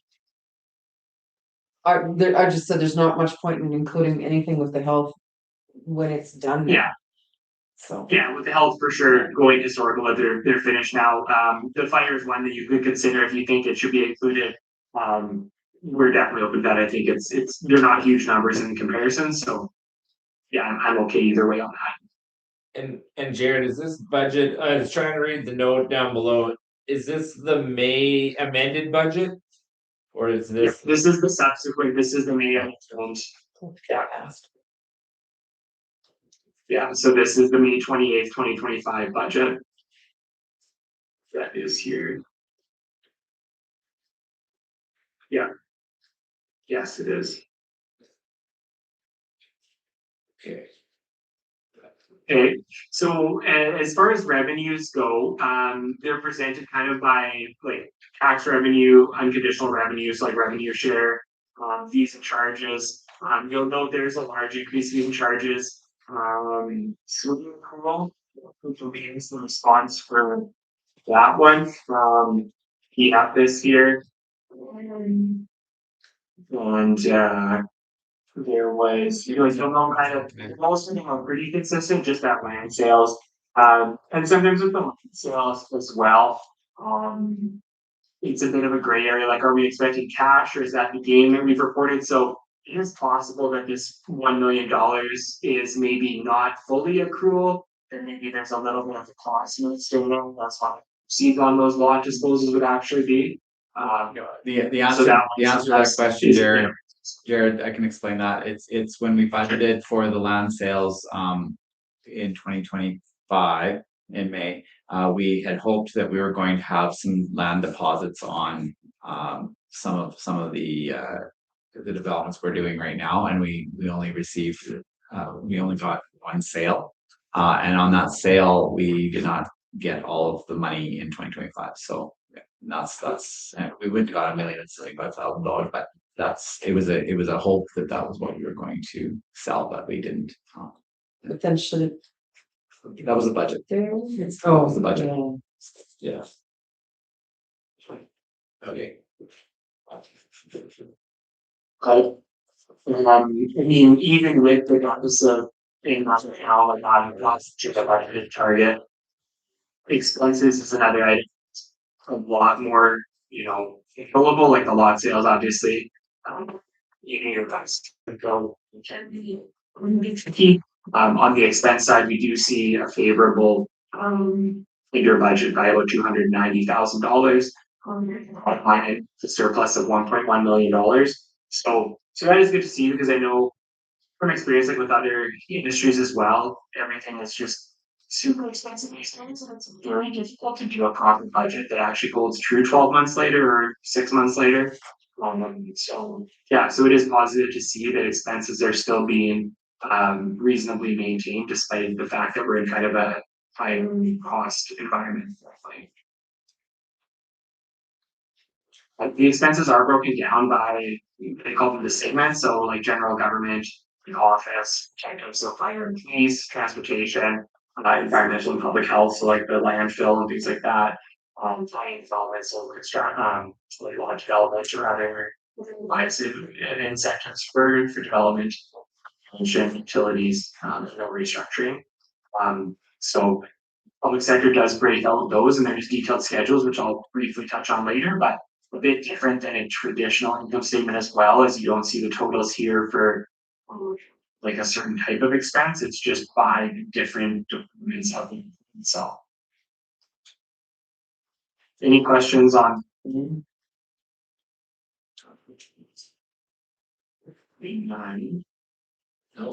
statement of changes in net financial assets. So this is where we would have acquisition of tangible capital assets that was budgeted. So it's not an expense for the municipality. It's expenditure. You're expending your financial assets to get non-financial assets. So this is where we would adjust for those budgeted items, such as capital asset additions or amortization. So you'll notice those here. This is it's kind of a conceptual schedule, I'll say. And your head turns a little bit when you try to understand the numbers, but I almost think it's a little bit easier if you're looking at it from a high level. Look at what your acquisition is, look at what your amortization is.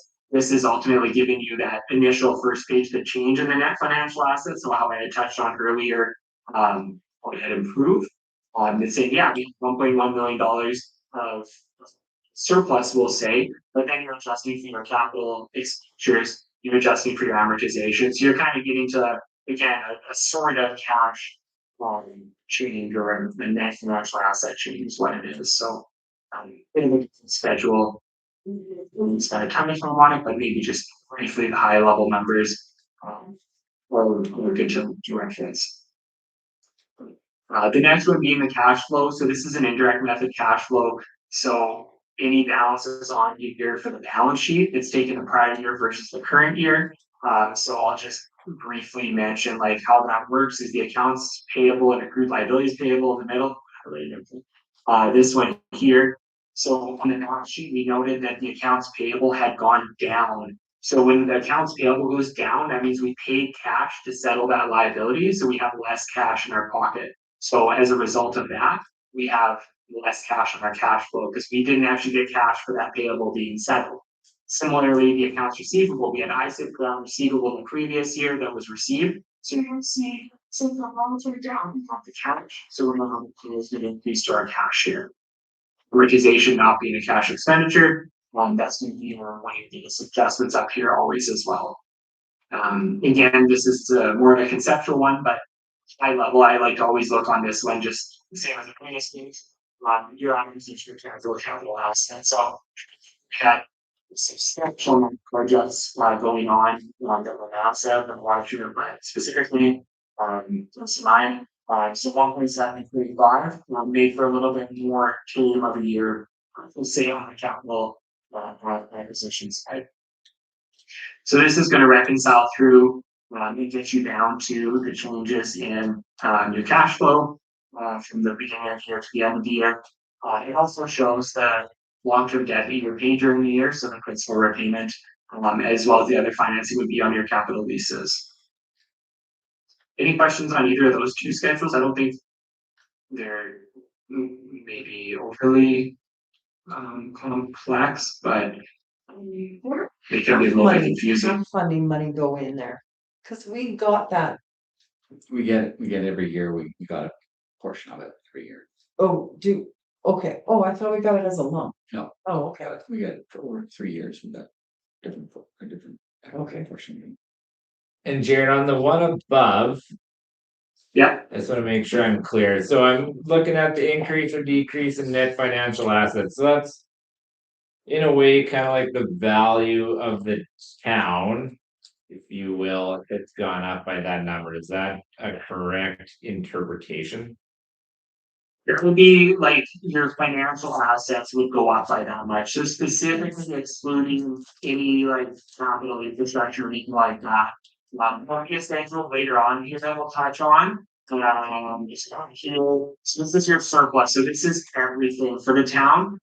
So when we look at quote like value of the town, your bottom line right here is going to be this bottom line, the accumulated surplus. So 24 was at 28, went up by 1 overall. So your quote value or enterprise value would be 29 million. The end of 25. But this would include financial and non-financial assets. So the other would just be the financial assets. Okay, that makes sense. Yeah, you would expect to see your profit, like your 1.1 million from your income statement. That's your increase to the enterprise. So that would be everything. This is just breaking it out into just the net financial assets. So Okay, makes sense. Thanks. okay. And then statement 5, this is remeasuring gains and losses. There's no derivatives, equity instruments, things like that. We don't see a lot of them in municipalities these days. The odd one has some of these types of things. I think it'll be more popular in the future, but this is how we will be in anticipation of that. They're not interested in it, so it's just a blank fit. the notes to the statements, so we've gone through, like, if this is the summarized statements, this is essentially where it would end, would be with one note explaining that it's just a summarized set of statements. But here we're with the full statement, so this is where, if you're looking at the balance sheet, you're gonna see cross-referenced notes, so each balance that has a notable balance or a balance that the municipality government relations is gonna be requiring a note disclosure on, we have disclosure on it. So each of those that has a note, you can go look at it. So for example, cash and cash equivalent note 2. So if we come down here, you'll see the little 2 on the side there. So you can see here, this is the kind of balances that get you to the balance sheet. So it's kind of giving you the detail. We'll get to that, but that's kind of just how the structure of those is. Note 1 though of the savings, which I just scrolled right through. This is going to give, they call it the significant accounting policies. So typically you have an accounting policy anytime that you are making a choice in an accounting standard. In Minister of Government Relations, most of this is why they want us to include this, but we do tailor specifically to the town. So partnerships, we do have the Liberty Joint Protective Service and the Outlook District Joint Health. We note the proportionate share of those. Since they are government partnerships where you're sharing equally in the activities, you have your proportionate share consolidated into these statements. So what that means is on Outlook Rudy Joint Protective, you're getting 50% of the balance. So if they have $100,000 cash at the end of the year, you will have $50,000 cash in your balance at the end of the year. If they have a fire hall for $1 million, you will have a $500,000 fire hall building. So it's shared proportionally. There is more disclosure on them as well. I'll show a little bit later. Just as we have the financial statements, just so you know what that impact is to different balances. Every other note in here, if you've never read through these policies before, if you are looking for something to do, it's probably not a bad idea to read through it. You might have a few questions for Kevin or myself after you finish. But I don't think it's a terrible read. I think that it gives you a lot of the lingo and a lot of the jargon that you might hear when you're sitting at like a SUMA convention or something like that. Like someone might be talking about something like this. It might give you a bit of an inkling into like, oh, we like, you know, just to kind of start the ball rolling with that. Like revenue recognition, I would maybe skim it. Like you know what I mean? I wouldn't spend hours on this, but I do think it's important to have an idea of what's in here. There's obviously a reason that the Ministry of Government Relations wants it included every single year. Whether or not you need to know it at the detail that they want it, probably not, but it is good to know high level where they're at with some things. Things like this, tangible capital assets, we do disclose the estimated useful lives based on capital asset policy there, so that is specific to the municipality. The ones that might change would be like a bit of disclosure and liability for contaminated sites, so retirement obligations, things like that. No contaminated sites, but we do have inside retirement obligations, so that's something that gets get extra disclosure later on in its specific note.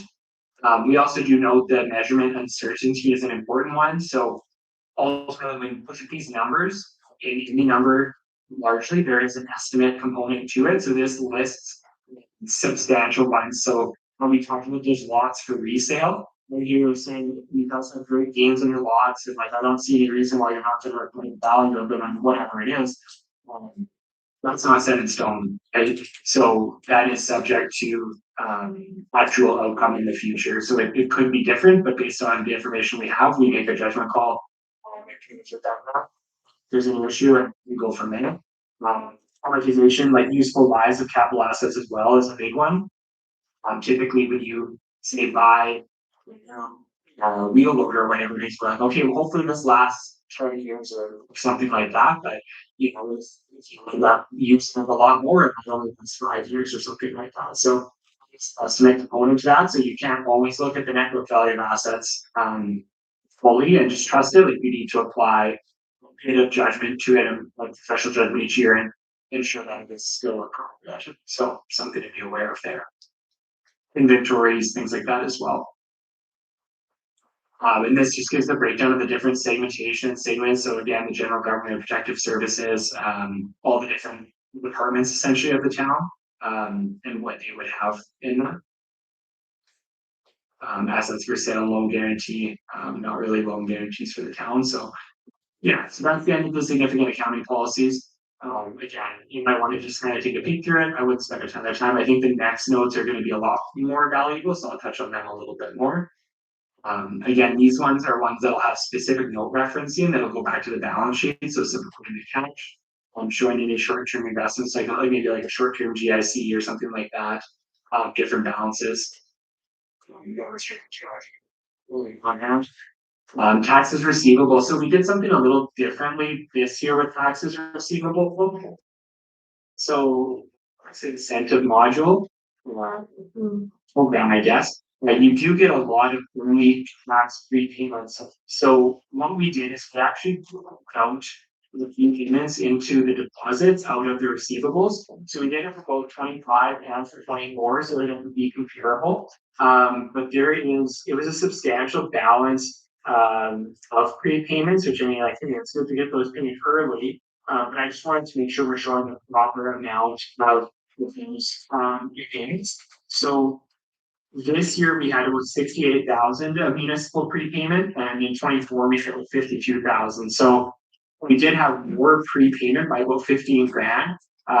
So this is showing now the gross municipal taxes that are receivable for both of the years, as well as on the school tax side as well. So historically, I had presented these showing the net, but now you will notice it is gross. So if you put the two side by side, you will notice that the prior year would not be the same. So just something I wanted to point out there for why that might be different. The school taxes, obviously, once you collect, they're in trust for the school division. So you'll turn around and give them to them. So those get deducted off of the receivable. So you'll note here we have municipal taxes receivable. That is what comprises the full balance of receivable, because we don't have anything else in there for taxes that is going to stay with the town. The school just is out the door once we collect it. Other receivable is literally anything that is not taxes. So federal government is going to be your GST. I don't believe we had any grants in there this year, so just GST. Provincial governments, we had ISIP at 24, anything like that in 25 right now. Utility, we have the change from 24 to 25. I think that, Kevin, can you remind me why we had less utilities? Is it to do with the water? I was gonna. We had two things. Yeah, so we had two things. One is the water crisis in December. So then we and council agreed to give a rebate or a discount to. So that was quite a big part of that. The other piece is that we've really grown our pre-authorized debits. So because we can get payments so promptly, so that has an effect on that too. So okay.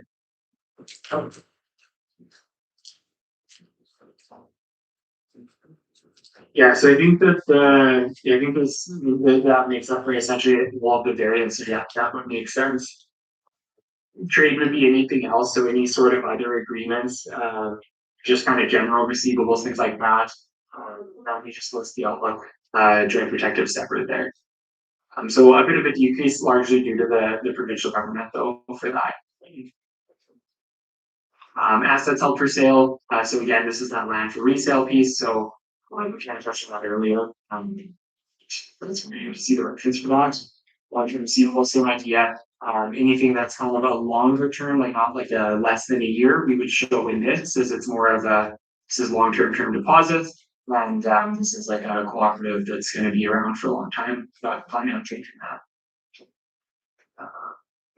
In 2025, we have the disclosure on how much of the line of credit was used. So there's $1 million. 313 was drawn at the end of 2020. In 2020, we had 252,000 drawn. So we do have other reserve balances and things like that do increase the balances. So we do show the cash net. So the checking was in a deficit position, but reserve funds at the end of the year was like $710,000. So the cash position is positive. It's just a balancing act between the different operations and reserve accounts there. asset retirement obligations. So this is a newer standard, came in, I think it was 22, it came in, or 23, but it's been in effect for a few years now. So this was a change from the old kind of standard of looking for like landfill costs and things like that. Kind of brought everything under one umbrella of just asset retirement. So if it's a future retirement obligation cost, it's going to fall under this new standard. Typically we see asbestos as a big one and landfills is a big one. So with the asbestos piece, we touched on this in previous years when I talked, so I don't really go super into detail, but if it's the only time you hear it this year, so I'll just take a blurb again. So we had the town, we council administration decided to go into testing them. So testing doesn't mean if you have it, you have to fix it. All we are caring about is quantifying it. So based on the tests that were performed in various buildings that have asbestos, if you went and wanted to fix it today, $690,000 to go and only abate out an asbestos. So what we do is there's no legal obligation to do that today. In the future though, when say, I don't know, the recplex or whichever building it is that has asbestos would get to a point where it needs to be safety threshold, the building needs to come down. And that's when you would have that liability cost. So if we had estimated the building had 40 years left, we would discount that once each year it would come closer and closer. And after 40 years, you would have the full cost showing at that point. So this is, again, a huge estimate section of the financial statements. This is more something that is, if you're planning on putting stuff in reserve, this is a good way to know like how much should we start to be putting aside for something like this. So we value it and discount it back, and then each year would grow. Same idea with the landfill closure and post closure care is what is required to be included. So we have a remediation based on the most recent one that was completed a few years ago, which was roughly $1 million. So this is for the new landfill. So we have estimated uses, I believe, out at 75 years. So we're a number of years into that now, close to 6 years or so, I believe. So the estimated useful life is close to 90% now. So this is going to grow over time to get back to $1 million. So the idea being, when you're finished at that point of needing to do the remediation, you would have that $1 million cost. Obviously, over 75 years, these costs are going to change though. So there will be revisions to the estimate over time as different studies are done on the building and things like that. So Jared, sorry, go ahead. that number would be like the amount you'd have to save annually so that you'd have the amount of money when the landfill is That's the idea behind it. If you're essentially you're getting the benefit from it now for a future cost that you're going to have to incur. So the idea behind the standard is if you were properly going to be setting aside some money based on how much you're using for that, future cost, this is how you would get to that point. $70,000 a year, roughly. Yeah, you don't want to just use the landfill for 75 years and then say, oh, we have to, shut it down all of a sudden. And how would we have known? And it's like, well, yeah, you filled it up, so now you have to do something with it, right? So, and I think history, if I remember correctly, in the past, like we didn't have this standard. When we were making the first landfill, 1 year when we did the statements, we did bring in $1 million expense. So never been really, it was been talked about, but it was never contemplated in a financial statement sense. So this way, it's shown, and if it's shown, it's monitored, it's tracked. It's more transparent, and it can actually be utilized for information when you know information. So could I just take a little side detour in our plan? We would have amortization in the like when we're looking at the landfill budget, we would have amortization, which would essentially be filling that role. Is that fair? Like an amortization expense. The amortization is the replacement of the landfill. This is the decommissioning of the landfill, so no. But yeah, it's two different pieces for it. So when we set this asset retirement obligation up, we actually set up an additional asset that also gets amortized. in addition to, like, not for the $1 million, it's a smaller amount. But the amortization of the landfill, those expended costs, because that cash is already gone. Like Kevin mentioned, that would be a new one. This is to get rid of the old one. This is another future cost. So it kind of gets included, but not necessarily fully, I would say. But if we wanted to fully capture things on that particular schedule, you would need another $70,000 expense, which would be for decommissioning, plus your amortization expense, which is for rebuilding a new one in the future. So Yeah, and the 70,000, like, that's for the last 6 years, I believe. Like, it's growing the liability, so with the 4% discount rate, so that's the thing too. You're gonna have your cheaper years in the early years, and at the end is when the balance is gonna start to really grow more. So at this point, it's not huge numbers, but it does grow quite a bit at the later point. right. Makes sense. I appreciate that. I have some comments, but I think these guys probably know where I would go, and that's not what we need to discuss here, so. I appreciate that understanding though of what that's for. So why did they just choose asbestos and landfill and not like, you could do the whole, why doesn't the government make you do like your whole asset management plan? And why do they just do? It's liabilities. So they're in addition to, like, so the landfill has some remediation that is required at the end of the life of it. Asbestos has some remediation that is required at the end of the life of it. Other things don't have, like, so if you have a loader, we don't have to like it's just done. Right? There's not a liability, an environmental liability to that. I see. Makes sense. Interesting. Yeah, so like, I mean, if your road runs out of useful life, it just becomes a road, but you don't have to fix it, just the ratepayers would be cursing you. Right. Another one sometimes that we'll talk about is like the lagoon or something like that, like sometimes into the water and sewer side of it. A lot of the times though, like what we had kind of looked at with the lagoons is, by the time, I'm not sure if this specifically impacts the town, correct me if anything maybe applies or doesn't, Kevin, but like a lot of the time with the lagoons, we just dredge them, you might like drain and dredge and add on, like, useful life is very ambiguous, I believe, with the lagoon. So we haven't been including those in here.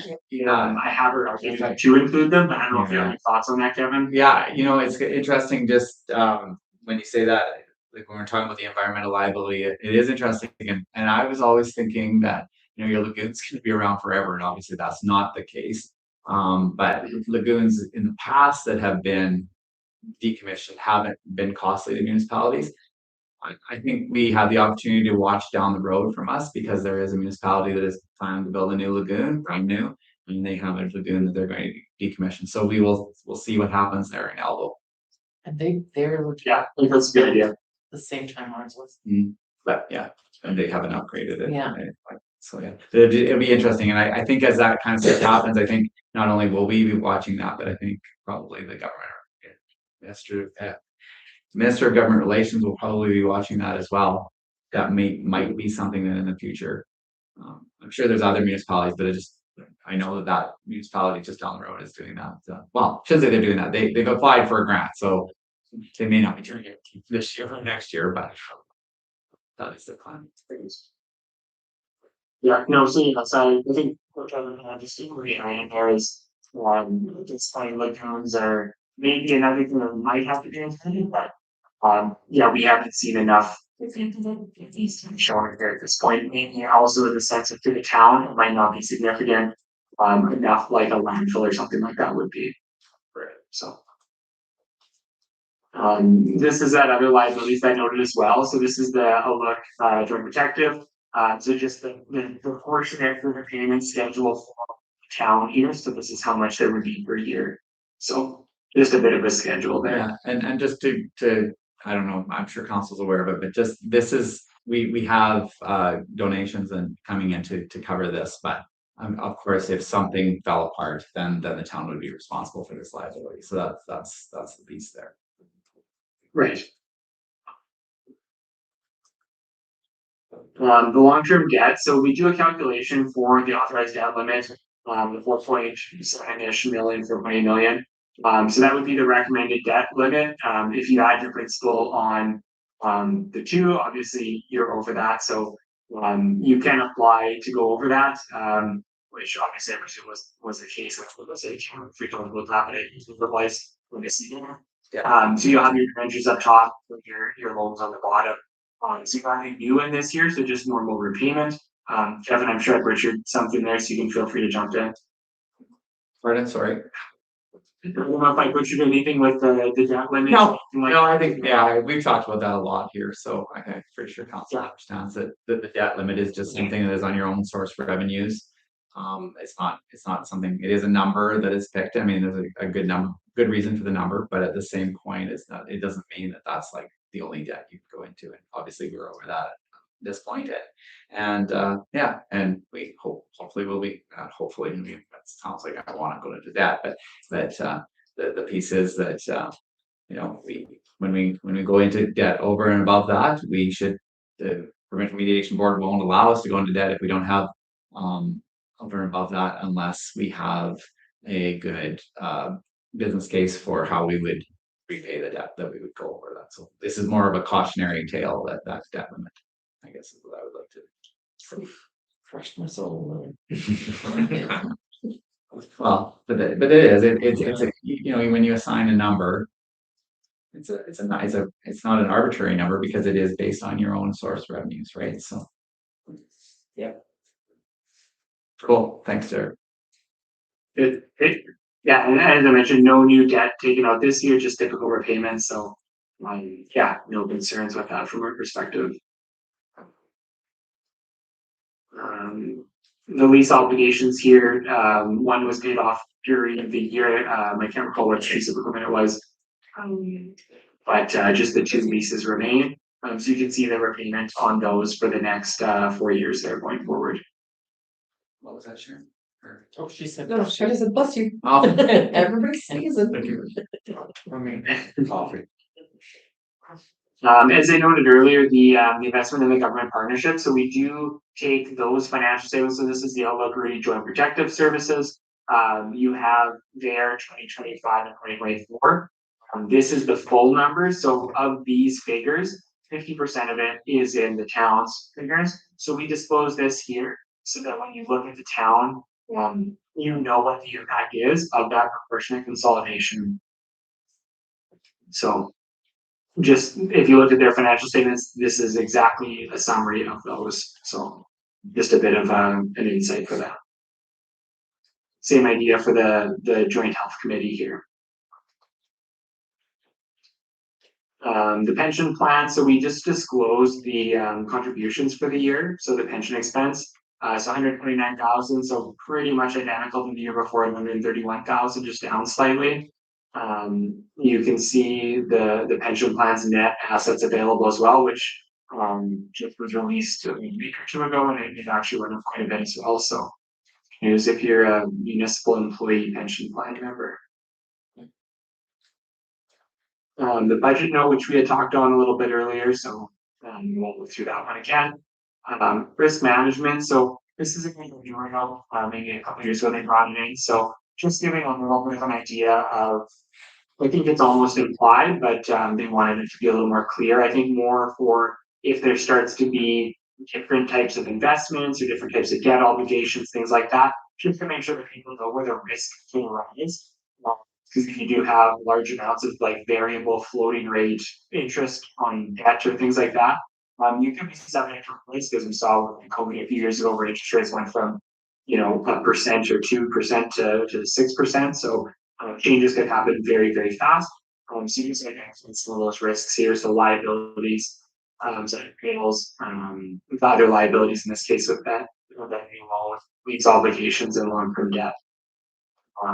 Credit risk would be obviously receivables, things like that. So again, just noting that they are estimates and someone might not pay ultimately, like that is always a risk. You could have bad debt in any organization. So just kind of comment on that a little bit, Jared, just for a second. Yeah, one of the things with the credit risk, like we've served ourselves in very good stead for a number of years, the town of Outlook with the credit risk because we are, and council has been aggressive, including this council, with tax enforcement as well as utility collection. So we have great policies that have served us very well in both utility collection and tax enforcement. And even though I was kind of noting that I knew this already, but that we are $15,000 more in tax receivables at the end of the year in 2025 than we were in 2024.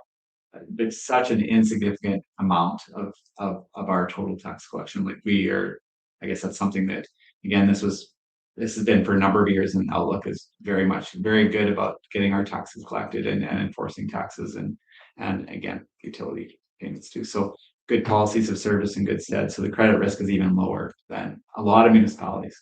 Just want to say that. Yeah, the amount of receivables when we compare it to a levy of 2.6 million, $2.4 million left, discounts and abatements. It's a very strong collection, so we'll agree with Kevin on that.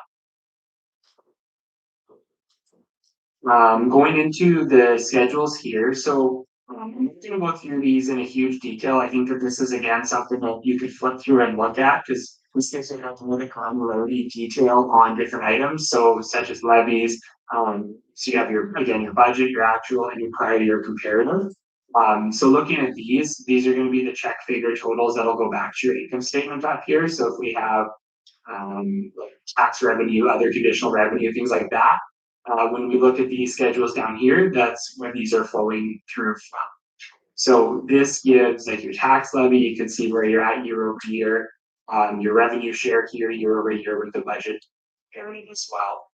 So it's going to give you a really good idea of like where things are at.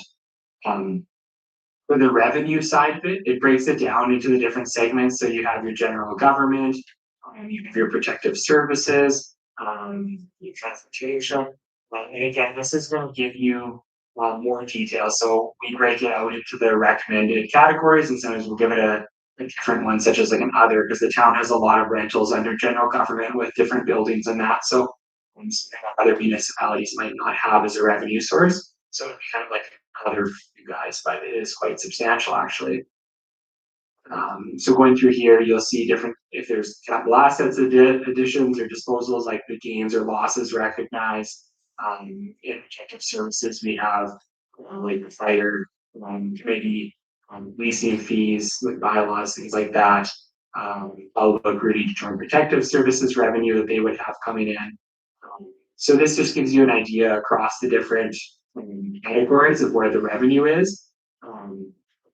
So again, yeah, like environmental health, waste, so like landfill, things like that. A good one to flip through. And just to have an idea of where the heat is for where the numbers are coming from. The big numbers, again, there is quite a lot in here. Recreation culture is another interesting one. You have your rentals, your recreation fees with the pool being open, obviously is higher and other different sources. So yeah, just gives you a little bit more idea here on the different amounts. Utilities as well with water, sewer, infrastructure, things like that. So you can see what was budgeted and where things can. So capital grants. So I said there's like maybe a receivable timing difference between the budget and the actual there.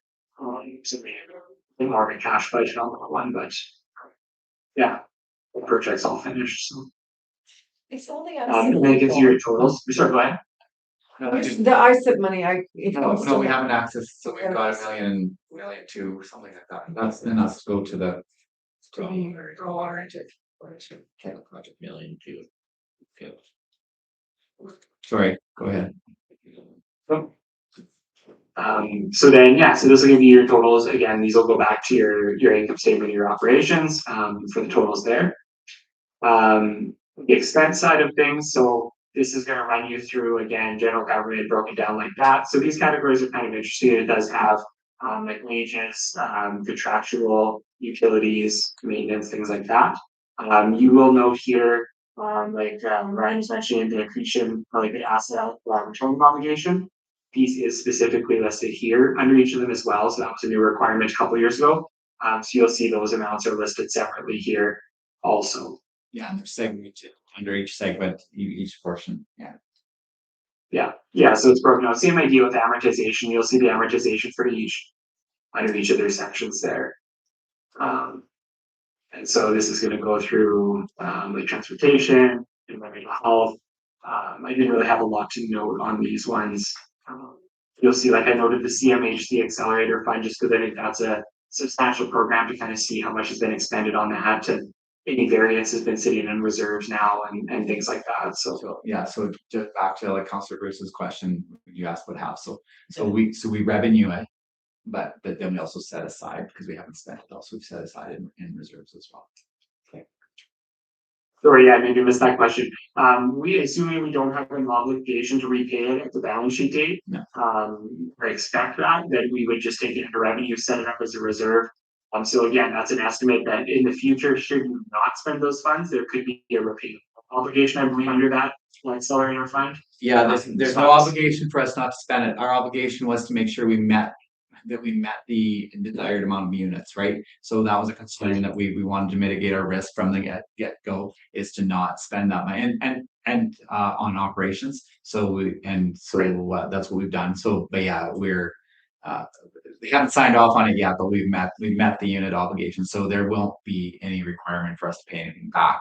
But at the same point, you know, there was a double reason for us to do that, because we said council made that decision under our recommendations that we would save that as just in case if we didn't meet the numbers that we needed to. And then the other piece would be kind of a bonus, is that then we would have that in order to allocate to some sort of capital project at the end. Just kind of fast forwarding past the 2025 fiscal year end, but the end of the HALF program for us was March 31st, 2026. The way we've set up all of our incentives, though, people don't get the incentives until they actually move into and are using the residential unit. So we will be kind of have a bit of a liability per se, probably even at the end of 2026 on that too. So we won't go spending all the HALF money in 2026. Is what I'm trying to say. I don't know if that quite answers your question, Sharon, but I don't know.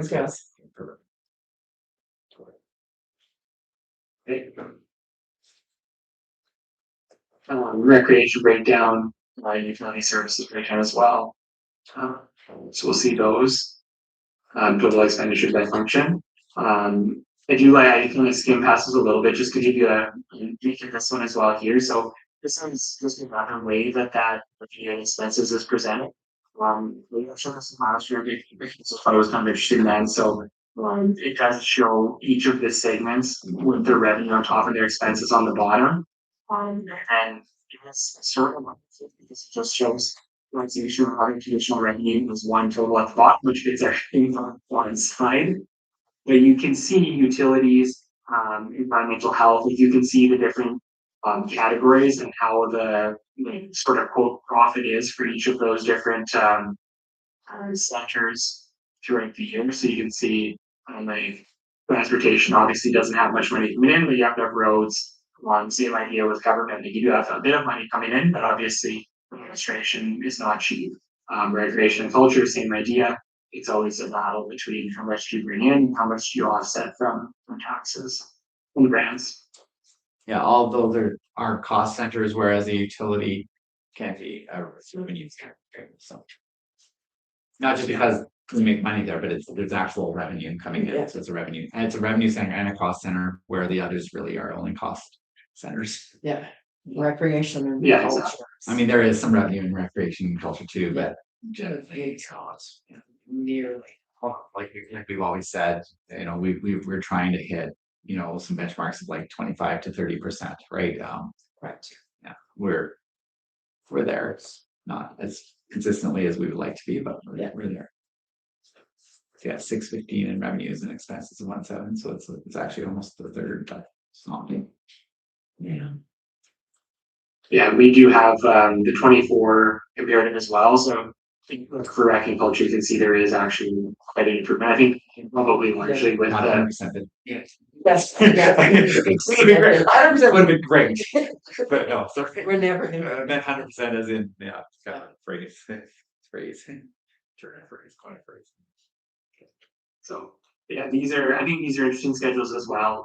If you wanted to see another high level, and with the year over year as well, which is kind of nice. You can flip between the two schedules and see how year over year looks. Yeah, look at trees. I always find those schedules very useful because it's just a snapshot and it's right there. And you can just actually, like I said, you Yeah. can, like, just as an example, in recreation culture, we can go 615,000 in revenues, 1.7 million, like, I mean, quick math, right? Yeah. And then you go, like, when you go to 2024, it's 315 versus 1.5. So it's like, a fifth, right? So Yeah. it's roughly a fifth rather than roughly a third, just. Right. I mean, Yeah, that's it my is quick like- math stuff. Yeah, it is nice to have them broken out like that. It's a nice quick reference, I guess, is what I like it. Yeah, I think it's a good one to have. Capital assets, so this is gonna show, we have two schedules, so this one's by object, so this is if it's land, machinery, infrastructure, like whatever it is. So it breaks out, the different, amounts. So you can see each of the changes, amortization, additions, disposal. You can see year over year. We have 24, which is the totals though for the prior year, so you can see additions, amortization, things like that on the right side. The next schedule shows it by general governments and by segment again. So you can see where the specific additions or disposals were. So, very interesting one there as well. It helped, especially in years where you're doing a lot of projects, just to kind of see like, hey, where exactly, like where's the capital going? This is a good way to know, like, where did $1.7 million go? So you can see the bulk of it went to the fire hall and the bulk of it went to infrastructure for water and sewer. So you can see that with these schedules. No intangible assets for the town. I haven't really seen much on these schedules yet, so let's say now won't be, but nothing at this point. What would be an example of an intangible capital asset? So we've been seeing like if there's different agreements that are entered into by the municipality, so maybe like some sort of like agree, like the Arma Coleman Burke at least has them in their financial statements. If you ever wanted to go online and look, there's a I believe it's for the right of use for, I can't remember if it's a water facility or something like that. So it's more of like an IP kind of thing, like not like they developed an app or something like that, but it's like they have the access to something that isn't necessarily a tangible thing, but it's a right that they would have. Right. So kind of things like that. Sorry, I probably should ask that without everybody else listening. Nobody else cares. No. I mean, Yeah, it's an good to interesting know. one. And then schedule 10 here. So this one we touched on earlier. Ryan was asking kind of like what the change for the enterprise, the town is year over year. So this one is interesting because I think it's important to see your unappropriated surplus. So we did some transfers out of the utility that are pending, so presumably to be approved with this financial statement draft based on expenditures that have been done in the past year or two. So this is bringing unappropriated surplus back into a positive. So when you look at your balance sheet, cash doesn't necessarily say, or receivable doesn't say, oh, this is unappropriated or this is for utility. High level, yes, you have reserve cash set aside. Under public sector standards, ultimately your whole balance sheet is just your surplus. This is how you determine where it goes, because you could have surplus that's been spoken for, but you might not have the cash yet because you haven't sold those lots yet, or you haven't received that revenue or whatever it is. So this one gives you the unappropriated, which is kind of like your operations. The appropriated being, this is money that we believe we need to set aside. And this is designated by motion or by council administration. And then this is what we have in net investment in capital assets, which typically we see is going to be a substantial amount, because obviously if this is flipped and you had $30 million in cash and 100,000 in capital assets, again, you wouldn't have happy ratepayers. And that would be a good way around town. So you have to balance obviously the operations with the capital side of it.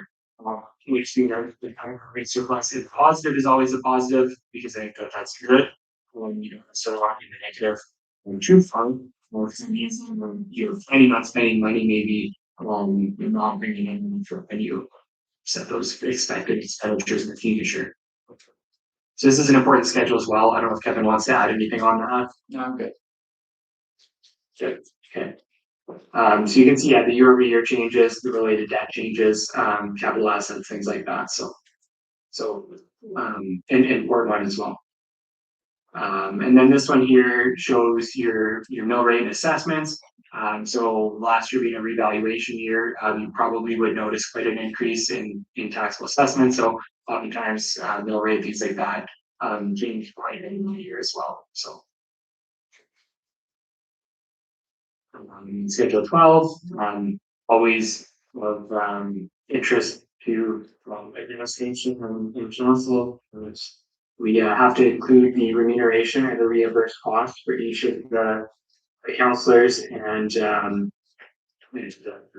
yeah, just the yearly totals there for each of them. So some councils like to see it.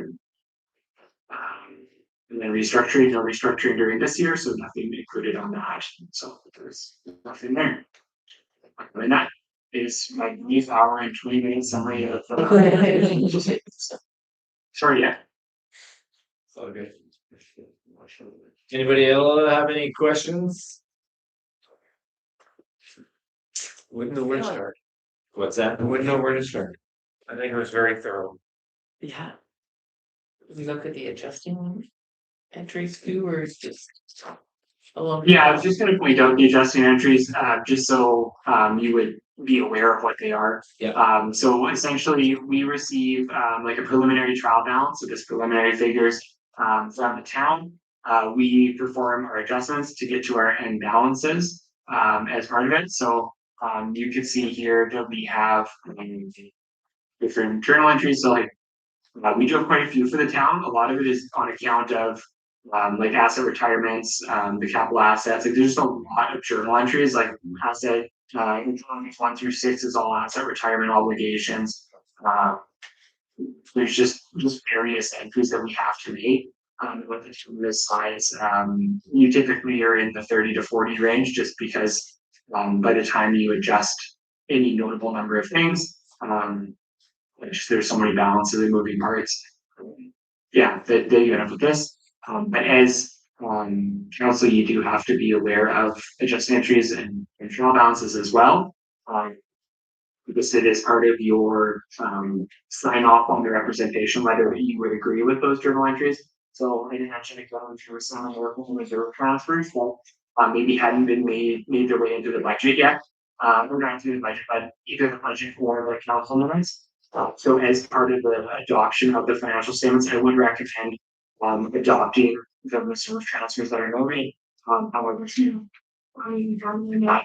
just thought that shouldn't be so. Yeah, so that is on our agenda tonight. Okay, and then I think that should be about all I wanted to mention. If there's no other questions, like throughout the year, you can always feel free to reach out if anything comes up. We're always more than happy to talk about any of the things that might be of help to the town, whether it's administration or council. Yeah, definitely feel free to reach out, and we're always happy to help. Well, we appreciate that, Jared. Good information. Yeah, thanks for having me on. If there's no other questions, I'll hop off, but yeah, we would just need Kevin, you know the drill, but to sign letters, and yeah, then we can finalize the audit, send off to government relations, and get hard copies and electronic copies sent off to your office as well. Okay, that sounds good. Well, thanks again, Jared. Appreciate that information. Yeah, thanks so much for having me. Yeah, looking over our books for us. Appreciate the opportunity. Thanks. Have a great night, everyone. You as well. Thanks, Jared. Great. Take care. All right, friends. I thought this was gonna be short. Oh, I knew we were. I was looking at the point of procedures because I thought we might get to there. So in that regard, we do still have quite a bit to go through, but we've also sat here for 2.5 hours. Is anybody interested in taking a 5-minute recess and coming back? I'll support that. Slightly pressure. Yes. Now, technically, since I was reading through this, we need a motion to recess and must state the time and duration of that recess. and must be passed by a majority of the members present. Which we've done recess in the past and not done that, so. All right, I will make the motion that we take a 5-minute recess at 9:25 PM, returning at 9:30 PM. It's 9:25 right now. Yeah. Okay, all in favor? Carried, thank you. Okay, we'll reconvene in 5 minutes. Smoke fast. Thank you. Michael Bolt. Are we still alive? Yes, we will stay alive. So I'm sure somebody asked about that one when I wasn't here. They did ask about that one when you weren't there. Would you like to go back and watch the YouTube video later? Sure. Or I could rewind the YouTube video for you right now, and you could listen to the Or explanation. how about you just ask me? Or Kevin could It's also. the ask. Renee Nato I'm curious to hear Tire. the story. bike tire repair. Right, so, on the, Veterans Memorial Park. So on the sidewalk, there was a sign that we had taken down, like a signpost that's coming out Oh, of cement. I see. And they go up and down. Yeah. the time. And so it heaved up. It heaved up and she drove over it. And, yeah. Luke, we hadn't noticed it, so then like, it never came to me, so Luke just said that, yeah, we'll fix that, so. Okay. Yeah, that's understandable. Yeah. I was like, bike tire, I Yeah, thought right that- away something happened at for me as the pool. No, and no, paying no, for that's for pool me tires, too, it's yeah. like, what? Yeah, no, for sure. We do. Absolutely, no, absolutely, no. But, Yeah, and I. so did he yank that chunk of post out or something, We're or, getting to it, I don't think we've done it quite Yeah. yet. or at least We hadn't put it. painted painted orange yeah, or for sure, something yeah. for now, and Yeah, like I kind of said Yeah. earlier, I wasn't sure that I would have approved it, but Luke made that decision to approve it, so that's fine. Mhm. I think I might have. I'm kind of okay with it too. I'm but- kind of okay with it now. Yeah, yeah. I'm not gonna do it every time. Yeah, no, well, that's the But- piece. Like, I think there's times like for us, like from my perspective, the way I look at it is when we've made an error, whether it's in judgment or whatever, I usually will do something. Mhm. There's gotta be a driver beware, Right. thought here, and like it's this big of a thing and it's this big of a sidewalk, but again, not. So I wonder, like, to- Like it says tube and a repair, Yeah. but there's an $85 thing in there too. Yeah, and that's the other piece too, is of course, rather than our staff taking our time to go and fix it, we often say, unplug this. well, you gotta fix some more repairs. But I wonder what the $85 thing is. Yeah, we didn't do any. It's 84, I looked on here. Yeah, I know, yeah. yeah. $10 We tube didn't do- repair and a yeah. $12 tube, well, that's only times two. Now we got- Again, I think it's, it's not insignificant, it's not that, but I guess No. it's at a level, like, I questioned it right away, because I saw it, because I was kind of the same, when I went through the checks and the bills. But again, it's pretty interesting. It is. Yeah. But But no, Same thing. you want to, you want Like to, you be say. a slippery slope, and you want to, like, I kind of, like my own self, I have a bit of a like, okay, this is where I made a judgment call, and I have my basis of my judgment calls. Mhm. And it's okay for our staff to have their basis, and have their judgment calls as well, so. Yeah. It's definitely, I'm not too concerned about it, we probably talked about it, it's good to talk about it. Mhm. But it's- we talked a bit more than we need to, but you weren't here. so Yeah. that's good.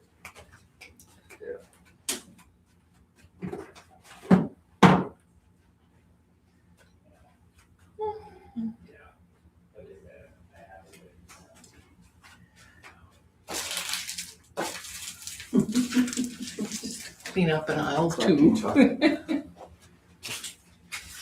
Holy God. No judgment, no judgment. No judgment, no. Thank you, Donna. Look at Coke well. I got one. You're good.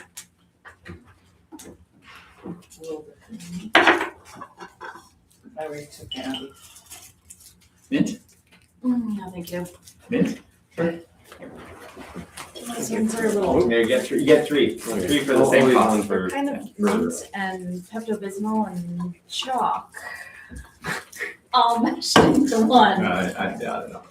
No. They came in that time. We're- I'm waiting to finish them, and then when they're done, then I'll be like, here, have it. So we talked back washing, this was back when we talked to the engineers. Who was talking to us about backwashing? Water. Lila, Lila, I think it was, yeah, that they saved their backwash. When they backwash at their water Escondido. treatment, yeah, they saved the water in a tank somewhere. for communities in Bloom, no, that's not right, what was it called? They use it for gardening, kind of stuff like that. Your community, yeah, their community. Community garden, that's what. It depends how aggressive your systems are for backwash. I don't think you'd wanna put our backwash water into Okay, a garden. It's high in different, high chlorine and. well, Salts, no, right? salts and Salts. yeah. Oh. I mean, it's, cause we've actually talked about that in other places, and it's, you probably have you've got red grass. Okay, Oh. with the iron. Because of the iron, and it just depends what kind of, like. What's in your What's in water. your water, what's in your source You're water, taking out right? of your water, yeah. And then what you're taking out. That makes sense. I don't know that ours is that sludgy, but it could be. Just, It may, no, like it. cause I mean, ours Yeah. goes into the Into lagoon, yeah. Yeah, it's definitely a sludgier water, right? But ours isn't that big. I know when I was in Care River, it was, because it was reverse osmosis water, and it was very sludgy. It was like taking all this, it was left with all the garbage. Takes everything out of it, yeah. Yeah, it takes everything out of it too. Anyway, These ones are good. Oh, yeah, I know how to do those. These ones are similar, they're just kind of the off-brand version of that. you pass 9:30. Yeah. Okay, Let's go. let's get Just showing there. started. Okay. Got big decisions to be made. So, let me just pull up my agenda here. We are still alive. We're returning from a recess and we have done 5. Come back from recess. Shall, To make motion for that? Oh, we made a motion. I don't think so. Yes, reconvene, I'm also no. reconvene the meeting. I'll make the motion. To reconvene at 9:32. Come out of recess. So the council may reconvene sooner than the time mentioned in the motion of recess, but must not reconvene later than 15 minutes after the time specified for reconvening, or the meeting shall be deemed to be adjourned. I know, but dude, hey, if we're gonna play this game, do we need an actual motion or not? Andy made a motion. If you had a motion made, You have to have a motion, it's just like when we're going in camera. We should change this then. Okay, Councilor Long made a motion. All in favor? Okay, we're back. I got it back here. If we're gonna be like this, let's go to 4I. We'll go back to the notice. I think that's the biggest discussion piece. Highest priority here. So 4I is the discussion regarding borrowing.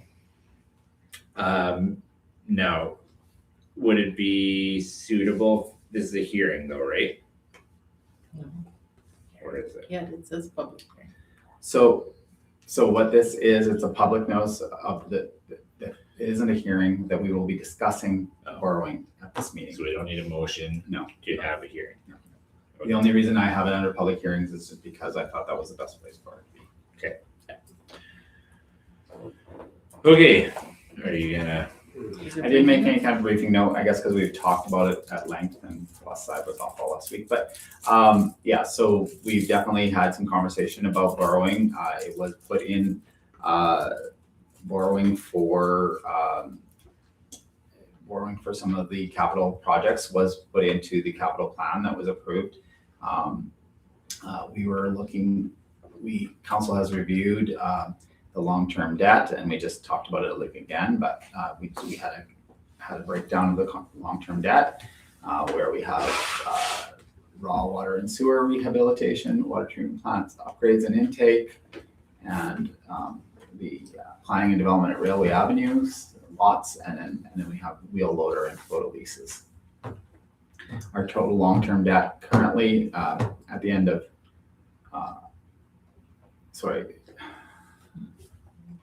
total principal and interest per project for December 31st, the total will be, that should be 2025. Yeah, So, yeah, okay, that was a mistake made. But anyway, it's at the beginning of January, it was 6,431,735.01. And then we put together some repayment schedules for different loans. Unfortunately,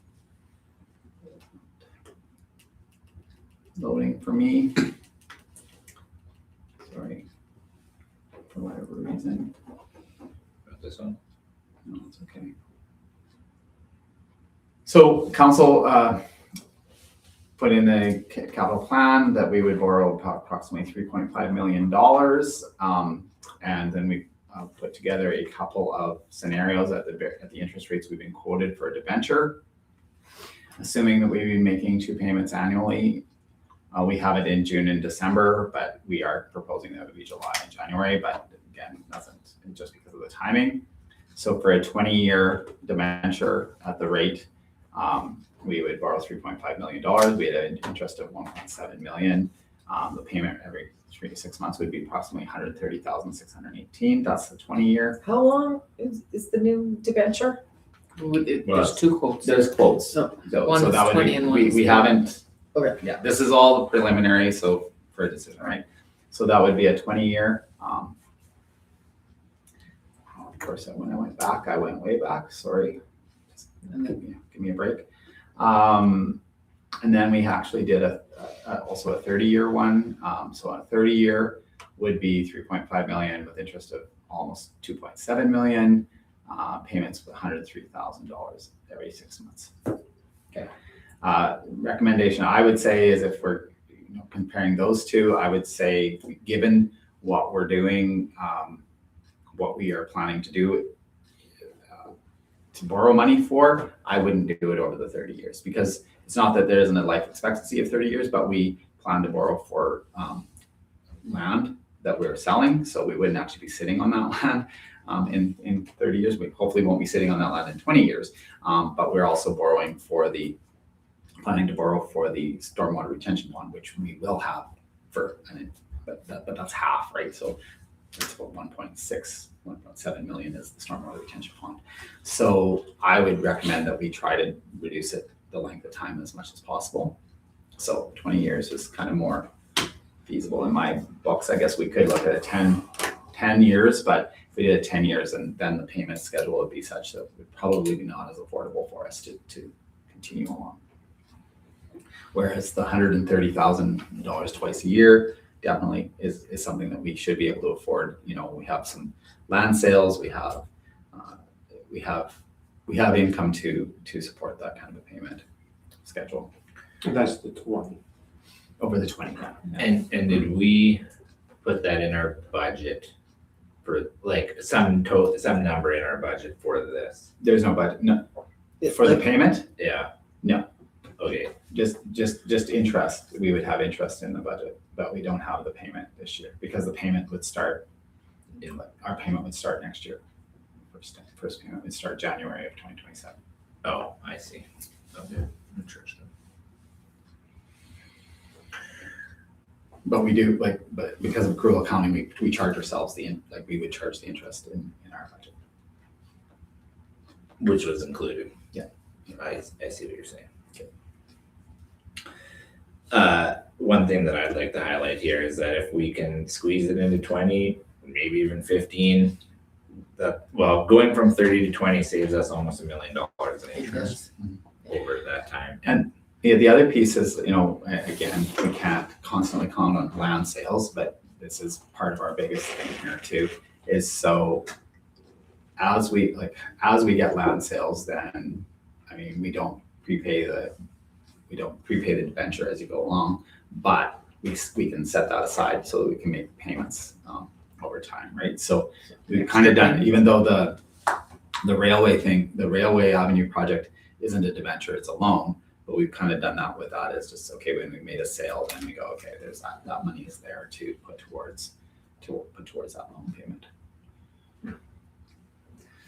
I've thought about that also. I don't mind it going to like, and I would be willing to put this into a policy that says that it has to go toward that loan payment.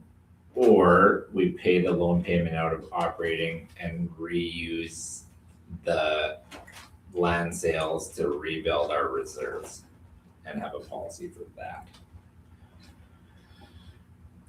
Kind of a brainstorming thing. Yeah, and all of that is something that you can do when you have the cash. Agreed. Yeah, that's right. When you're in a, When we have when you're not in that situation where you have the cash, then it's not, It doesn't matter. it doesn't, yeah, and it does matter. Oh, sure. Yeah, but it's a moot point. But I guess the question, I guess if we're deciding between 20 or 30, or if somebody wants, I'm tempted to push it as far as we can, shorten it as much as we can, but like, is this amount in the operating budget? I think that's the number you gotta look at and say, we gotta make that number, next year's Can we budget, afford to do we this? gotta Yeah. make that That's up. what I'm Yeah. really Well, worried about. And you know, and definitely, and understand that, when you look at some of this stuff, can we afford not to either? I get that too, and I'm not trying to be the devil's advocate, but it's, yeah, so as far as making the payments, yes, we can make these payments. Is it tight? Sure, it's tight. You know, It's just if we want to do this again in 2 years, then Yeah. we have another $260,000 a year we have to. Yeah, pay, no, and we have to do definitely- that again another year. Yeah. It's just like, Like we have to, Where do we we have to stop? pause the projects. And- Like, I think that the land sales have to catch up to where we actually are right now. Yeah.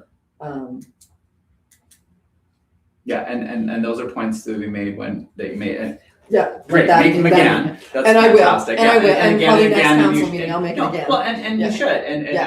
I don't wanna, I just wanna make sure that, like, Yeah, because we have to be fiscally responsible. absolutely. We have to be careful. Like, you know, we look at, you know, what is the lifeline of the dump gonna be? What is, Yeah. what is the lifeline of the landfill gonna be? What is the, you know, and so we also have to look ahead and go, okay, what are we going to push forward in this debt? Like, we're not, you know, who knows how long we're gonna be here. Yeah. But we can't saddle 10 years from now Mhm. with a whole bunch of debt that they're not able to do anything. Mhm. Yeah. So we have to be careful with, Yeah. like I said, we have to have some of these land payments catch up Mhm. to where we actually are. Yeah, and I think, yeah, I'm not defending that. I hope, like, I'm hoping we're agreeing on this, is that Yeah. it's that, you know, that's some of the conversation we had regarding our capital plan, is like, let's not be quite as aggressive with the capital plan. You know, Yeah. sure, we've got some applications out there for grants. If they come in, then, you know, we'll have to deal with that. But really, we're getting ourselves, except for the landfill, we're getting ourselves over the next 3 years that there's not something that's necessary for us to spend money on. And that we should be able to live within our amortization, right? So to put capital projects within our amortization. Okay, so we Except for built the this, we're building this for the water treatment plant. It's $2 million is what we're looking at for the expense of that. Mhm. And 1.6 million for the stormwater outfalls. Mhm. That's what's making up our 2.3 million, 2.3. or no, 3.5 million. No, so the water treatment plant, not the water treatment. Like The intake. The intake. So the intake, we actually have ISEP money for, like, not for the majority of that, but we have ISEP money for about 1.2 million of that. So But it is matching 1.2 million, or we get 1.2 million, We'll because that get makes a difference. Yeah, we'll get approximately 1.2 million. We have more money in there.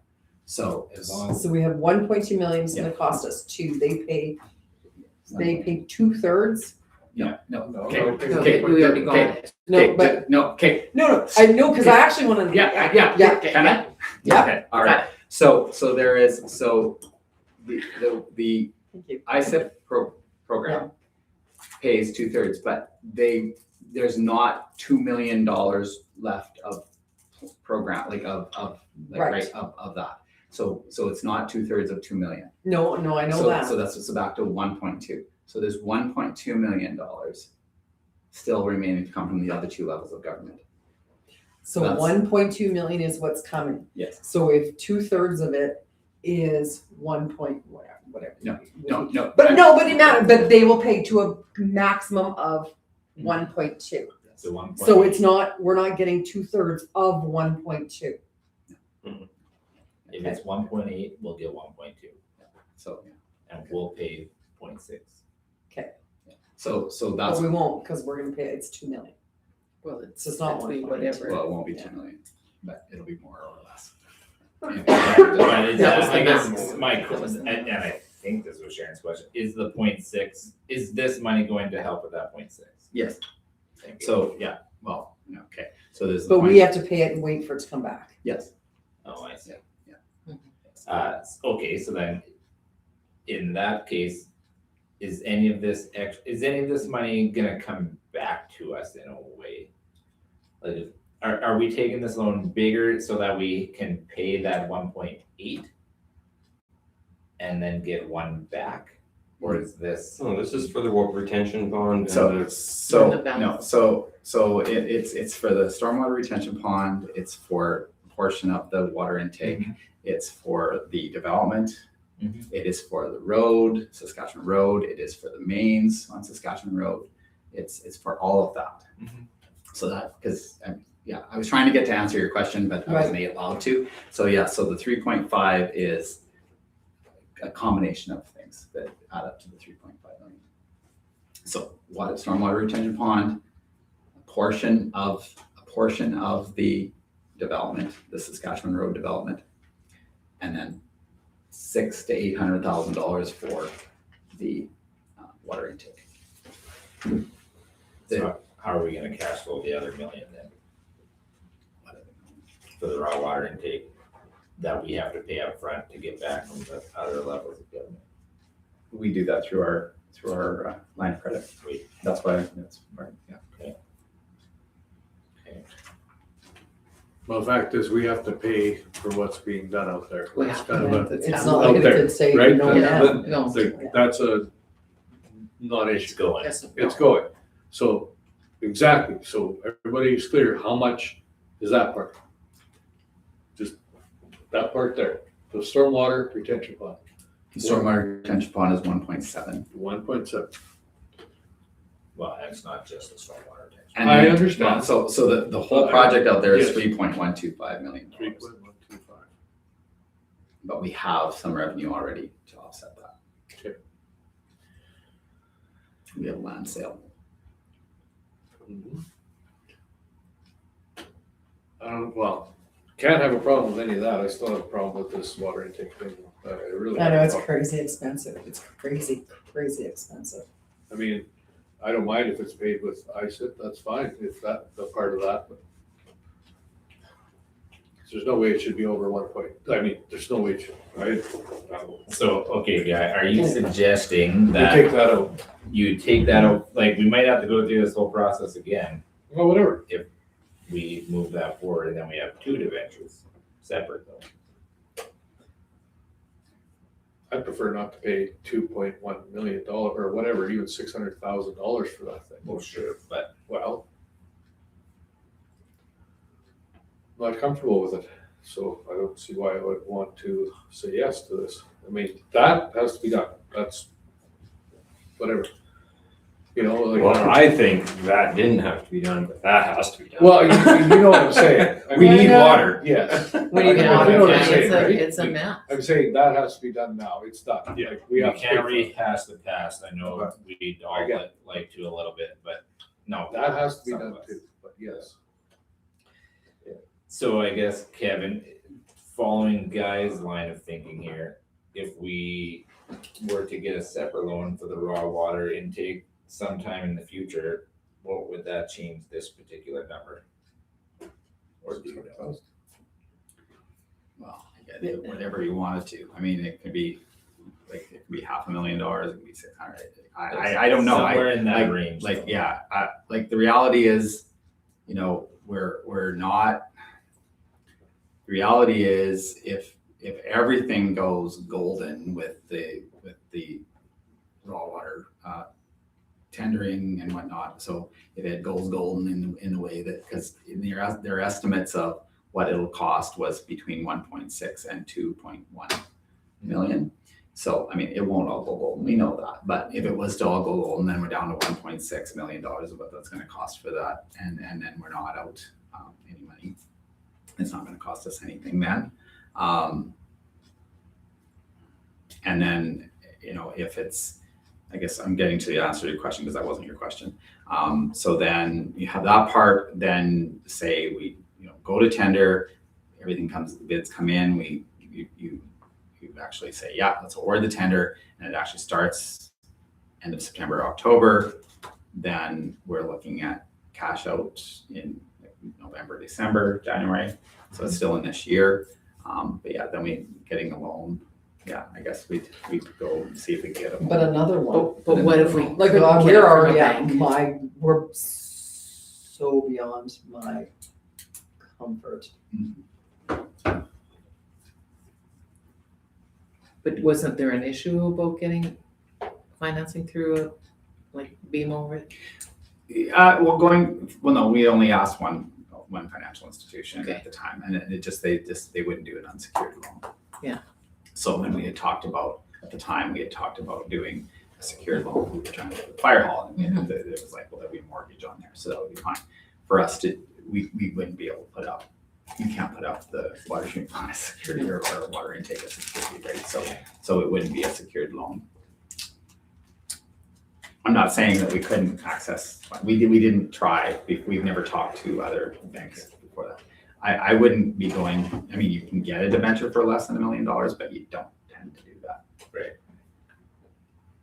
But yeah, no, if certainly if you'd rather go for a debenture at 2.9 or 3 or whatever. So if we take out 3.5, we have to take out like They give it to you, they write you a check for 3.5. It isn't that you get it, like, it's An not, advance. it's It's not not like like a if you just construction get a lump sum. Yeah, And it's you not can't construction. pay it off early. That's the part that kills me. If all of a sudden tomorrow we sold all the lots, We're stuck. well, Yeah. No, you're Yes, stuck now- with the interest. now, 4 Yeah. years ago, we had the same discussion, and the thought was that if that were to happen, then you would invest that Yeah, and or pay off offset the everything. interest. Pay off everything else, yeah.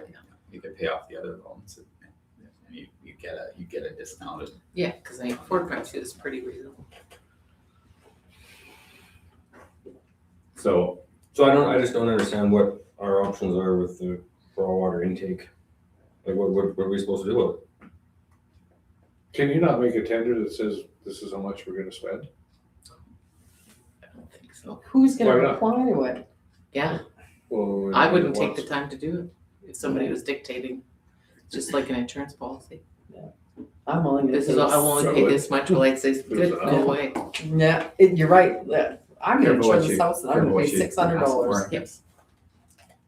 Okay, well, You get I what you hope pay you for. find You it get somewhere what you for pay you. and this is a little bit different where there's already a design done. If there's something where you say, oh, we're looking for a proposal, something conceptual. Yeah. There's more flexibility, then you can use that dollar figure to control how much detail they add to that.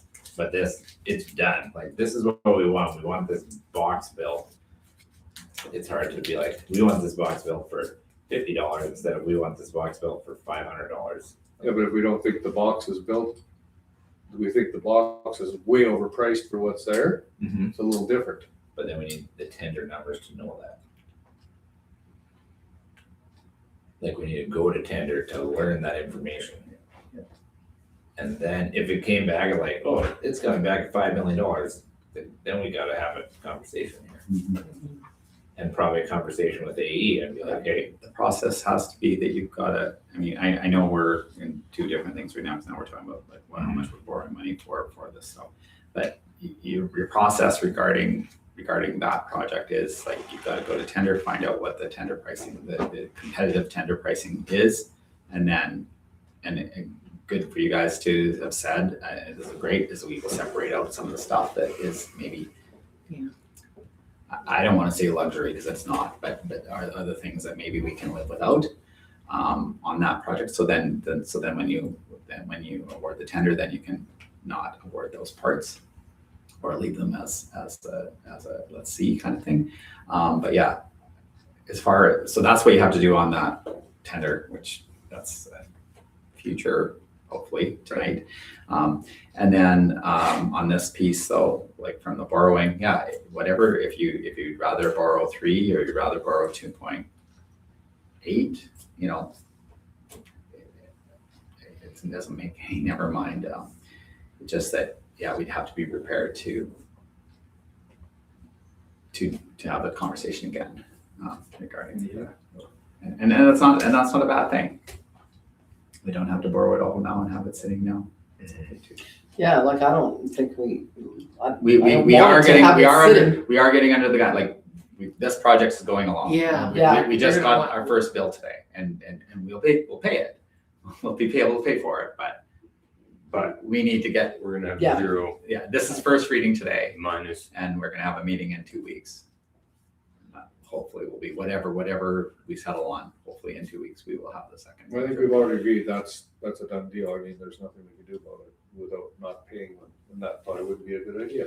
So you're saying have to settle on an amount. in 2 weeks from today, though, we have to have approved that bylaw so that we would make those payments. Well, we're gonna work hard to get there. If it's not that. How long does it it'll take be from the? Well, let's, okay, I'm just, there's a lot at play, okay? So I can't, because you've got municipal, there's a lot of things that We happen. have, yeah, But- you're right. So that's, the sooner we get there. We need to, So that we might do the the third decision. final reading in July, I don't know, but I'm just saying, like, we need to get this, July, we have one meeting. So we That's don't fine. really We actually need- have a choice, like we're not. we need to get this show on the road. Yes. Right. You and it's first reading, so there's a second and a third reading, so we will have more information as we go along Yeah. regarding the second and third reading, so the amount might change. That's Like you might borrow less. The interest will be more secure because they don't guarantee the interest until we get. And Canada didn't move, so hopefully things don't change. Right, but I'm just saying there are things at play here as we do this. So that's the piece too. So you do a first reading. And you know, if you want to do a first reading at 2.9 or 2.8, then do a first reading at 2.8 if that's what you're comfortable with, and we'll have more information as we go along. So the actual We action. won't know what the tendered price of the water intake is. We won't know that by the time we're doing this, But the actual action for tonight is to approve that bylaw. to do a bylaw, Not necessarily, and also the bylaw, and the second piece is the asking municipal municipal or PMB for permission. Mhm. Those are the two things that I need to go forward with. So what if they say no? Then let's start high. Let's start at the 3.5. If the next time we have a reading, we can bring it down, then we can bring it down. But we need approval for at least 3.5. Yeah, that would be totally the best.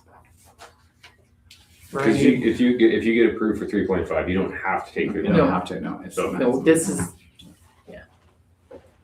Mr. Long, Councilor Long.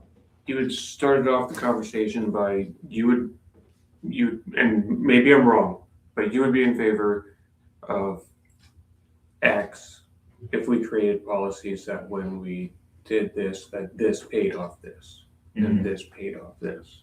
Do you remember that? Could you say that again? Yeah, what I was saying is basically forcing by policy that any land sales would go toward either the land payments, or if the land payments were coming out of our operating, that we would use those land payments to rebuild our reserves.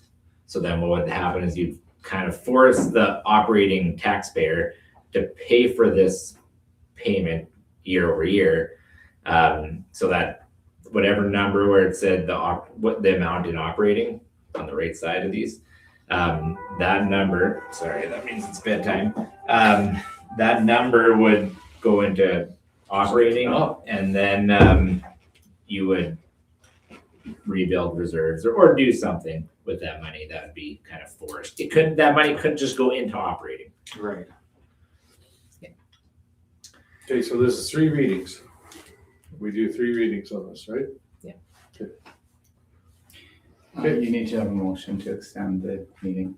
In 1 minute, we sure do. No, we need it now. So now to extend this meeting beyond 10 o'clock, we need a unanimous motion to carry on. I'll make the motion. Okay, Councillor Long makes that motion. All in favor? That is unanimous. We will keep I going. was looking at Kyle, I wasn't sure. You got me Let's for half go. an hour and I'm leaving.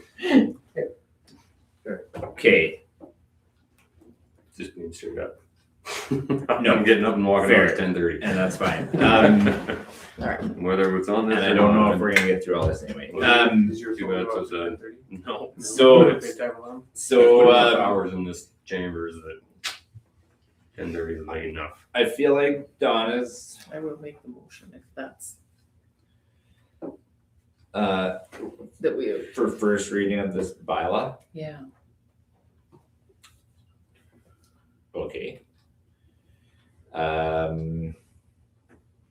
That should be pretty straightforward. So we do the first reading and then we can get some more information over the next 2 weeks. And then that way we're not having to crush out a bunch of readings in one meeting. How much information can we get in 2 weeks? Or how much information is it possible to get in 2 weeks?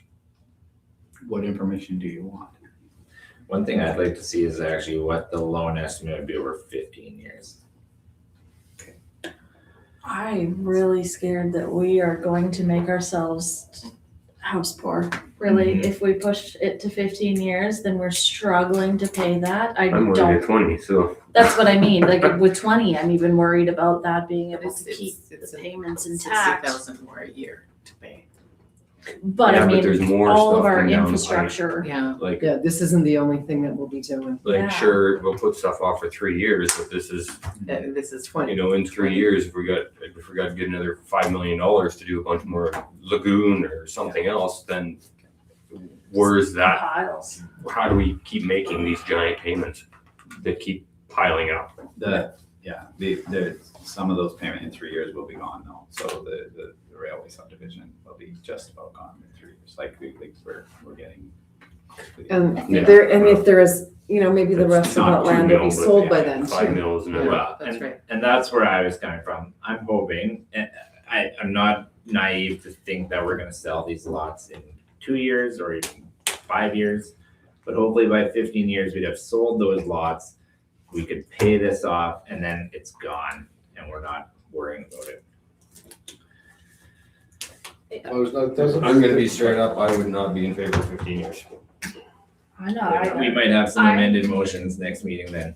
I think Kyle and I are kind of in the same wavelength of like infrastructure's failing and things that are unforeseen may come and, it's all old, it's compiling and things come out of left field that we have to deal with or other things. And how are we gonna keep up with that?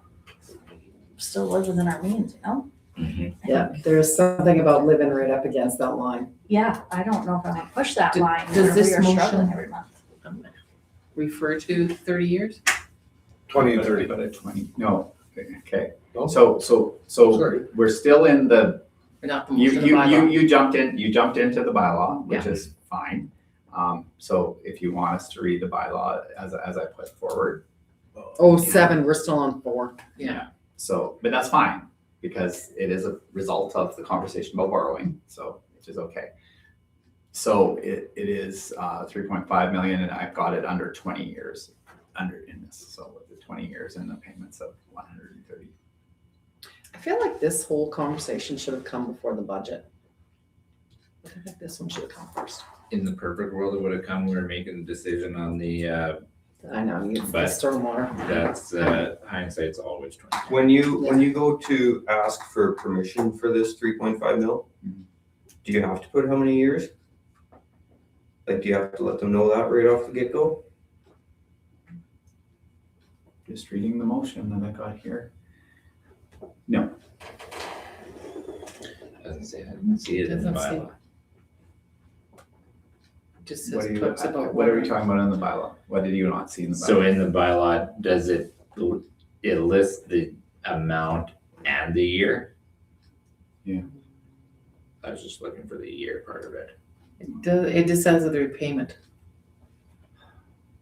The $130,618.10, How many, twice a year, semi-annually.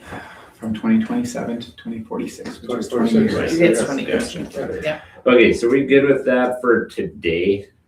well, motion has been made, so It has been made and unless Andy wants to amend it. first reading. We're not doing that at Next, 10:04. next meeting, we definitely are. Okay. So the motion is summarized, 3.5 million over 20 years. Yes. In this bylaw, and we're voting on the first reading of bylaw number 2 of 2026 that Councillor Smith has made. Okay. Got that, Crystal? Mhm. All in favor? Yeah, we'll have more information in 2 weeks. But you need to tell me what information you need. You don't have to tell me now, but you need to tell me what information you need, because you won't have more information if you don't tell me what information. I'll come tell you. But yes, that's good feedback. Yeah. Okay, that was 4I. That was also 7I. So we're gonna skip down. We're gonna very quickly, Mayor and Councilors Forum. Playground grand opening is at 9 o'clock on Friday, and of course the fire hall grand opening. Does anybody else have anything quick that they want to add? Stock Car Oh, Association. congratulations on the wedding this last weekend. Thank you. Emily and Riley. Stock Car Congratulations. Association races this weekend, 2:00 start, Saturday. Saturday and Sunday. Gooey will be racing. Gooey. I hope that's on the side of your cards. It is actually on the top, thank you. Nice. You bet. Okay, let's go to 11. Oh, actually, I'll tell you later, Crystal, that technically the Mayor and Councilors Forum is not supposed to be written down in the minutes, although Rachel did a great job of summarizing them. So just write them. So you're off the hook. Ignore. Okay, 11I, raw water intake pump hose proceed to tender approval. Where are we now? 11I. 11. Thank you. So, I suggest a motion is that council approves the new, the raw water intake pump hose project to proceed to tender. will we get to approve the tender? What? Will we get to see the tender? Yes. Because there's changes that we discussed that would impact the tender document that's going out. You want to see the And document? I'd like to see that before we approve. I'm a game to get the tender itself and see it. We can't, you want to, never mind. Yeah, so if Jason could get Okay, that in don't 2 make the weeks. motion then. Okay, move on to the Then- next agenda item, please. Well, unless somebody wants to make that motion. Well, no, if you're going to approve the tender, then if you're going to have the tender pass over you before you approve it, then there's no point in approving this now. I can just say, let's go to tender.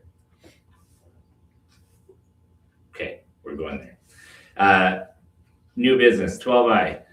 Audited financial statements, we've talked about that. Jared went through it, we asked him lots of questions, gave us lots of information. Would somebody like to make a motion to approve those audited financial statements? Kyle. Deputy Mayor McLeod makes that motion. Any final questions on the audit? Okay, all in favor? Carried, thank you. And in concert with that, the approval of the reserve transfers. Do you want to read the briefing note, Kevin, or? Well, considering, I just added it today, just really quick. With completion of the audit process, transfers to reserves directed by policy and bylaw of the town of Outlook are recommended to be made by the auditor. In addition, the auditor also notes the budget transfers out of reserves, and should we have neglected to transfer them out during the year, they suggest transfers as a post-audit exercise. Council approval is required to complete the transfer to reserves regardless of whether the reserves are fully funded or not. The 2025 audit is complete. The auditor recommends the following transfers to reserves. The half reserve, $184,423.35. This would be able to be allocated on the commitments that council has made as per policy for those qualifying developments submitted prior to March 31st, 2026, but have not progressed to the point where payment can be issued. And this will also allow capital funds to be allocated to the capital projects that council earmarks are supporting residential growth. Utility reserve, $194,686.20. This is the amount collected in 2025 for water, which was $117,458, and sewer, which is $77,227.97. Infrastructure fees. This can be allocated to capital projects completed in 2025. Recreation reserve, $9,719.30. This is the amount that insurance paid us for work on the pool that we chose not to complete because it did not need to be repaired, but insurance deemed that the damages caused by the incident had this much value associated with it. Upon signing off, we indicated that we would save this in order to apply in the future to the pool repair identified as a future need. The auditor also recommends the following transfers from reserves. General reserve, $457.90. This would close the reserve as it was a reserve with a use at one time, but has no bylaw or policy associated with it. It also lacks significance. There has been substantial capital completed in 2025 to account for this amount. Buildings reserve, $58.17. This would close the reserve, same story. Waste management reserve, $200.62. This would close the reserve, same story. Utility services reserve, $726,877.55. This is what council budgeted for 2024 and 2025 for the town's portion of the work completed on the water treatment plant and sewer and water mains. The recommendation is to transfer those amounts, two motions. First, to transfer the amounts to reserves, $184,423.35 for half. Utility, $194,686.20, and recreation, $9,719.30. Somebody like to make that motion? Councilor Bruce makes that motion. All in favor? Carried. The second motion is that town council approves the following transfers from reserve. The auditor recommends the following transfers from reserve. General reserve, $457.90, building reserve, $58.17, waste management reserve, $200.62, and utility services reserve, $726,877.55.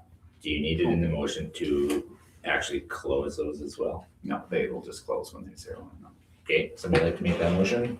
Councilor Long makes that motion. All in favor? I didn't make a motion today, but I will make one Is it gonna be this one? pretty quick.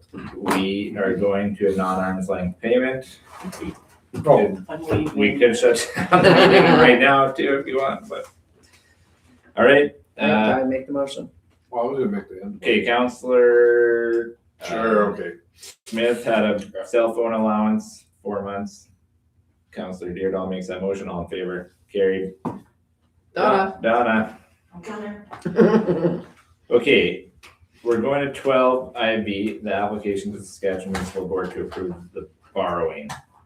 Pursuant to section 162(1) of the Municipalities Act, council applies to the Saskatchewan Municipal Board for approval of borrowing $3.5 million for the purpose of financing the upgrade of the raw water intake, installation of a stormwater retention pond, and installation of water and sewer mains, as well as upgrades to Saskatchewan Road to accommodate commercial and industrial traffic.